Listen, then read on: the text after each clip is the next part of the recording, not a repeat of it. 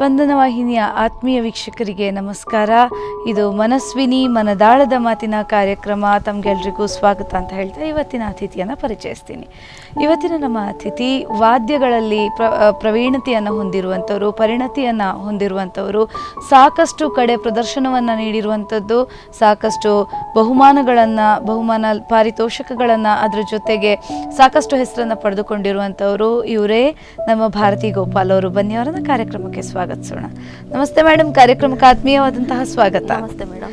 Ma'am, ನೀವು ಸ್ಯಾಕ್ಸೋಫೋನಿಸ್ಟ್, ಬಹಳ ಒಂದು ಹೆಸರು ಮಾಡಿರುವಂಥದ್ದು, ದೇಶಾದ್ಯಂತ ನೀವು ಓಡಾಡಿರುವಂಥದ್ದು, ಅಲ್ಲಲ್ಲಿ ಕಾರ್ಯಕ್ರಮಗಳನ್ನು ಕೊಟ್ಟಿರುವಂಥದ್ದು. ಇವತ್ತು ಈ ವೇದಿಕೆಗೆ ಬಂದು ಏನು ಅನ್ನಿಸ್ತಾ ಇದೆ? ತುಂಬ ಖುಷಿ ಆಗ್ತಾ ಇದೆ. ನನ್ನನ್ನು ಕರೆಸಿರೋದಕ್ಕೆ ತುಂಬ ಫಸ್ಟಿಗೆ ನಾನು ಎಲ್ರಿಗೂ ಧನ್ಯವಾದ ಹೇಳ್ತೇನೆ. ಎಲ್ಲ ವ್ಯೂವರ್ಸಿಗೆ ತುಂಬ ಧನ್ಯವಾದ ಹೇಳ್ತೀನಿ. ಓಕೆ, ಸೊ ತುಂಬ ಖುಷಿ ಅನ್ನಿಸ್ತಿದೆ ಅಂತ ಹೇಳಿದ್ರಿ.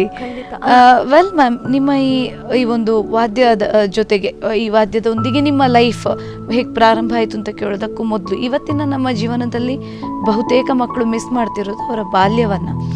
ನೀವು ನಿಮ್ಮ ಜೊತೆ ಈ ಕಲೆಯನ್ನು ಬೆಳೆಸ್ಕೊಳ್ತಾ ನಿಮ್ಮ ಬಾಲ್ಯವನ್ನು ಯಾವ ರೀತಿ ಎಂಜಾಯ್ ಮಾಡಿದ್ರಿ? ಹೇಗಿತ್ತು ನಿಮ್ಮ ಬಾಲ್ಯ? ಆ್ಯಕ್ಚುಲಿ ನಾನು ಫಸ್ಟಿಗೆ ಹೋಗಿದ್ದು ಗೌರ್ಮೆಂಟ್ ಸ್ಕೂಲಿಗೆ. ಸೊ ನಿಮ್ಗೆ ಗೊತ್ತಲ್ವ, ಗೌರ್ಮೆಂಟ್ ಸ್ಕೂಲ್ ಅಂತ ಹೇಳಿದರೆ ತುಂಬ ಫನ್ ಮಾಡ್ಬೋದು. ಅಂದರೆ ಟೀಚರ್ಸ್ ಅಂತ ಹೇಳಿದರೆ ಭಯ ಇಲ್ಲ. ಇಲ್ಲಿ ಭಯ ಭಕ್ತಿ ಅನ್ನುವಂಥದ್ದು, ಅದು ಬರೇ ಭಯ ಅಲ್ಲ, ಅದು ತುಂಬ ಪ್ರೀತಿ ಇರುವಂಥದ್ದು, ಗೌರವದ ತುಂಬ ಒಂದ್ಸಲ ಡಿಫ್ರೆನ್ಸ್. ಇವಾಗ ಏನಂತ ಹೇಳಿದರೆ, ಈಗಿನ ಮಕ್ಕಳಿಗೆ ನಮಗೂ ಡಿಫ್ರೆನ್ಸ್ ಏನು ಇತ್ತು ಅಂತ ಹೇಳಿದರೆ, ಅಂದರೆ ಜಸ್ಟ್ ಮೊದಲು ನಾವು ಮನೆಗೆ ಬಂದ ಕೂಡಲೇ ನಮ್ಮಲ್ಲಿ ಆತ್ಮೀಯತೆ ಜಾಸ್ತಿ ಇರುತ್ತೆ. ಇವಾಗ ಏನಿಲ್ಲ ಮೇಡಮ್, ಬಂದ ಕೂಡಲೇ ಮೊಬೈಲು, ಟಿ ವಿ ಅಷ್ಟೇ. ಮೊದಲು ಹಾಗಲ್ಲ, ನಾವೇ ಅಣ್ಣನವ್ರ ಜೊತೆ ಆಟ ಆಡೋದು, ಆ ಥರ ಎಲ್ಲ. ಸ್ಕೂಲಲ್ಲೂ ಅಷ್ಟೇ ತುಂಬ ಫ್ರೆಂಡ್ಸ್, ಎಲ್ಲರೂ ಅಂದರೆ ಸ್ಕೂಲೇ ಫ್ರೆಂಡ್ಸ್ ಅನ್ನೋ ಥರ. ಓಕೆ, ಇವಾಗ ಇನ್ನೊಬ್ರ ಹತ್ರ ಮಾತಾಡೋದೇ ಕಡಿಮೆ ಮಾಡ್ತಾರೆ ಮಕ್ಕಳು. ಅಲೋನ್ ಆಗಿರ್ತಾರೆ, ಆಕ್ಟಿವ್ ಆಗಿರಲ್ಲ. ಬಟ್ ನಾವು ತುಂಬ ಮಸ್ತಿ ಮಾಡಿದ್ದೀವಿ ಹಾಗೆ. ಸೊ ಈ ಸ್ಕೂಲ್ ಅಂತ ಅಂದ್ಕೂಡ್ಲೆ ನಮ್ಮ ತರಗತಿಯವರು ಮಾತ್ರ ನಮ್ಮ ಫ್ರೆಂಡ್ಸ್ ಅಲ್ಲ, ಎಲ್ಲರೂ ನಮ್ಮ ಫ್ರೆಂಡ್ಸ್, ಇಡೀ school first to last. So ನಿಮ್ಮ ಈ ಬಾಲ್ಯದ ದಿನಚರಿ ಹೇಗಿತ್ತು? ಏನಿಲ್ಲ, ಬೆಳಿಗ್ಗೆ ಏಳೋದು ಲೇಟೇ ಮೊದಲಿಂದು. ಹಾಗೆ ಹೇಳೋದಂತೂ ಲೇಟ್, ಅದೊಂದು ಹೇಳ್ತೇನೆ ಫಸ್ಟ್. ಮತ್ತೆ ಗಡಿಬಿಡಿಯಲ್ಲಿ ಹೊರಡೋದು. ಅಣ್ಣಂದ್ರು ಎಲ್ಲ ಅಣ್ಣನ ಜೊತೆನೆ ಹೋಗ್ತಾ ಇದ್ದೆ ನಾನು. ಬಾಲ್ಯ ಅಂತ ಹೇಳಿದರೆ ಅವ್ರ ಜೊತೆನೆ ಕಳೆದಿದ್ದು ಜಾಸ್ತಿ ನಾನು. ಆನಂತರ ಸ್ಕೂಲ್ ಅಂತ ಹೇಳಿದ ಕೂಡಲೇ ಕಂಪ್ಲೀಟ್ ನಾನು ಹೇಳಿದಲ್ಲ, ಆಯಿತು. ಸ್ಕೂಲಲ್ಲಿ ಓದು, ಮನೆಗೆ ಬರೋದು ಅಷ್ಟೇ, ಬೇರೆ ಲರ್ನ್ ವಿತ್ ಫನ್. ಎಸ್, ತುಂಬಾ ಅದೇ ಫನ್ ತುಂಬಾ ಮಾಡಿದೀವಿ. ಅದ್ರ ಜೊತೆ ಪಾಠನೂ ಕೇಳಿದೀವಿ. ಸಂಜೆ ಮೇಲೆ ಅದೇ ನಾ ಹೇಳಿದ್ನಲ್ಲ, ಅಂದ್ರೆ ಫೋನ್ ನೋಡ್ಕೊ ಕೂತ್ಕೊಳ್ಳೋದು ಅದು ಇರ್ಲಿಲ್ಲ. ಆನಂತರ ಟಿವಿನೂ ಅಷ್ಟೊಂದು ನಾವು ನೋಡ್ತಾ ಇರ್ಲಿಲ್ಲ. ಫಸ್ಟ್ ಪ್ರಿಫರೆನ್ಸ್ ಅಂತ ಹೇಳಿದ್ರೆ ಅಮ್ಮ ಏನ್ ಮಾಡ್ತಾರೆ ಫಸ್ಟಿಗೆ ಅಡುಗೆ. ನಮ್ಮಮ್ಮ ಒಳ್ಳೆ ಕುಕ್, ತುಂಬಾ ದಿನಕ್ಕೊಂದು ವೆರೈಟಿ ಫುಡ್ ಸಿಗ್ತಾ ಇತ್ತು. ಸೊ ಅದನ್ನ ತಿನ್ಕೊಂಡು ಎಲ್ಲ ಎಂಜಾಯ್ ಮಾಡ್ತಾ ಮರ್ಕೋತಿ ಆಟ ಆಡ್ತಾ. ಖಂಡಿತ ಮೇಡಮ್, ತುಂಬಾ ಆಟ ಆಡಿದೀವಿ. ಮತ್ತೆ ಕಾಮಿಕ್ಸ್ ಬುಕ್ಸ್ ಎಲ್ಲ ಅದೊಂದು ಓದ್ತಾ ಇದ್ವಿ. ಆದ್ರೆ ಟಿವಿ ಒಂದ್ ಸ್ವಲ್ಪ ಕಡಿಮೆ ಮೊದ್ಲು. ಇವಾಗ ಸೊ ನಿಮ್ಮಲ್ಲಿ ಒಂದು ಕ್ರಿಯೇಟಿವಿಟಿ ಬೆಳಿಲಿಕ್ಕಿದೆಲ್ಲ ಕಾರಣ ಅಂತ ಹೇಳ್ಬೋದಾ? ಅಮ್ಮನ ಮನೆ ಒಂದ್ ಸ್ವಲ್ಪ ವಾತಾವರಣ ಇದಕ್ಕೆ ಕ್ರಿಯೇಟಿವಿಟಿಗೆ, ಅಂದ್ರೆ ಸಂಗೀತದ ಕಡೆ ಹೋಗ್ಲಿಕ್ಕೆ ಅಮ್ಮನ ಮನೆ ವಾತಾವರಣ. ಅಜ್ಜ hope ಶಿರಿಗಾರ್, legend, last year ತೀರ್ಕೊಂಡ್ರು. So ಅವರ ಮನೆಗೆ ಹೋದವಾಗ ಒಂದ್ ಸ್ವಲ್ಪ ಗುರುಕುಲದ ವಾತಾವರಣ ತರ ಇತ್ತು. ಸೊ ಏನೋ ಬಹುಶಃ ಬಂದಿರ್ಬೋದು, ಜಿನ್ನಿಂದಾನು ಬಂದಿರ್ಬೋದು. ಮತ್ತೆ ಆಯ್ತು, ಅದನ್ನು ಒಂದ್ ಸ್ವಲ್ಪ ಅಮ್ಮನಿಗೆ ಇಷ್ಟ ಆಯ್ತು ನಾನು ಈ ಫೀಲ್ಡಿಗೆ ಬರ್ಬೇಕು ಅಂತ. ಬಟ್ ಹೇಳಿರ್ಲಿಲ್ಲ, ಪರವಾಗಿಲ್ಲ, ಅವ್ರು ಹೇಳ್ದೆ ನೀವೇ ಹೇಳಿರ್ಲಿಲ್ಲ. ಆನಂತರ ಫೋರ್ಸ್ ಮಾಡಿ ಹೇಳಿದ್ರು, ಇದೇ ಫೀಲ್ಡಿಗೆ ಬಾ ಅಂತ ಹೇಳಿ. ಇಷ್ಟ ಇಲ್ಲದೆ ಇದ್ರು ಆ ಫೀಲ್ಡಿಗೆ ಬಂದು ಇಲ್ಲಿ ತನಕ ಬಂದಿದ್ದೇನೆ ಮೇಡಮ್. ಓಕೆ, ಸೊ ಇದ್ರ ಜರ್ನಿ ಹೇಗೆ ಸ್ಟಾರ್ಟ್ ಆಯ್ತು? ಅಂದ್ರೆ ನಿಮ್ಗೆ ಇಷ್ಟ ಇರಲಿಲ್ಲ, ಸ್ವಲ್ಪ ಹೇಳ್ಬೇಕಾಯ್ತು, ಸ್ವಲ್ಪ ಹಿಂದೆಯಿಂದ ಹೇಳ್ಬೇಕಾಯ್ತು, ಫೋರ್ಸ್ ಮಾಡ್ಬೇಕಾಯ್ತು. ಸೊ ನಿಮ್ಮ ಮತ್ತೆ ಈ ಸ್ಯಾಕ್ಸೋಫೋನ್ ನ ಲೈಫ್ ಯಾವ ರೀತಿ ಪ್ರಾರಂಭ ಆಯ್ತು? ಎಷ್ಟನೇ ಏಜ್ ಅಲ್ಲಿ ಪ್ರಾರಂಭ ಆಯ್ತು ಅಂತ? ನಾನು ಸ್ಟಾರ್ಟಿಂಗ್ ಭರತನಾಟ್ಯಂ ಅಂತ ನನಗೆ ತುಂಬ ಇಷ್ಟ. ಏನಾದರೂ ಮಾಡ್ಬೇಕು ಅಚೀವ್ ಅಂತ ಹೇಳಿ ತುಂಬ ಇಷ್ಟ ಆಯಿತು. ನಾನು ಚಿಕ್ಕವಳಿರುವಾಗಿಂದಲೂ ಭರತನಾಟ್ಯನೇ, ಅಂದರೆ ಡ್ಯಾನ್ಸ್ ಅಂತ ಹೇಳಿದರೆ ನನಗೆ ಫಸ್ಟ್ ಪ್ರಿಫರೆನ್ಸ್ ಕೊಡ್ತಾ ಇದ್ದೆ. ನಾನು ಸ್ಕೂಲಲ್ಲೂ ಅಷ್ಟೇ ತುಂಬ ಡ್ಯಾನ್ಸ್ ಎಲ್ಲ ಮಾಡ್ತಾ ಇದ್ದೆ. ಆನಂತರ ಭರತನಾಟ್ಯಂ ಕ್ಲಾಸ್ಗೂ ಹೋದೆ. ಜೂನಿಯರ್ ಆಯಿತು ನಂದು. ಸೀನಿಯರ್ ಆಗೋ ಹೊತ್ತಿಗೆ ಅಮ್ಮ ಹೇಳಿದರು, ನೀನು ಸ್ಯಾಕ್ಸಫೋನ್ ಕಲಿ ಅಂತ ಹೇಳಿದರು. ಬೇಡಮ್ಮ ನನಗೆಲ್ಲ ಆಗಲ್ಲ ಅದು, ಸುಮ್ಮನೆ ಯಾಕೆ ಅಂತ ಹೇಳಿಬಿಟ್ಟೆ. ಇಲ್ಲ ನೀನು ಕಲೀಲೇಬೇಕು. ಸೊ ನಾನು ಮನೆಯಲ್ಲಿ ತುಂಬ ವಿರೋಧ. ಅಮ್ಮ ಬಿಟ್ಟರೆ ಅಣ್ಣಂದ್ರು ಪಪ್ಪ ಏನು ಬೇಡ ಅನ್ನಲ್ಲ, ಬಟ್ ಬೇಕು ಅಂತಲೂ ಅನ್ನಲ್ಲ. ಹೌದು, ಸಪೋರ್ಟಿವ್ ಆಗಿ ಇಲ್ಲ. ಸೊ ಏನು ಮಾಡಿದ್ರು, ಅದಕ್ಕೆ ಅಮ್ಮಂದು ಒಂದೇ ಒಂದು ನೀನು ಮಾಡಲೇಬೇಕು ಅಂತ ಹೇಳಿದರು. ಯಾರು ಇಲ್ಲ ಅಂತ ಹೇಳಿದರೆ ಯಾವ ಸಂಬಂಧಿಕರು ನನಗೆ ಸಪೋರ್ಟ್ ಇಲ್ಲ, ಒಬ್ಬರು ಮಾತ್ರ, ಅಮ್ಮ ಮಾತ್ರ. ಸೊ ನಾನು ಏನು ಮಾಡಬೇಕು ಅಂತ, ನನಗೆ ಇದು ಫೀಲ್ಡ್ ಹೊಸ್ತು, ಯಾರ್ದು ಸಪೋರ್ಟ್ ಇಲ್ಲದೆ ನಾನು ಹೇಗೆ ಬರಲಿ ಅಂತ ತುಂಬ ಕಷ್ಟಪಟ್ಟಿದ್ದೀನಿ ಮೇಡಮ್. ಇವಾಗ 13 years ಆಯಿತು ಎಲ್ಲಿಗೆ. ತುಂಬ ಕಷ್ಟಪಟ್ಟೆ ಈ ಫೀಲ್ಡಲ್ಲೇ, ಅಮ್ಮನೊಂದೇ ಸಪೋರ್ಟಿಂದ.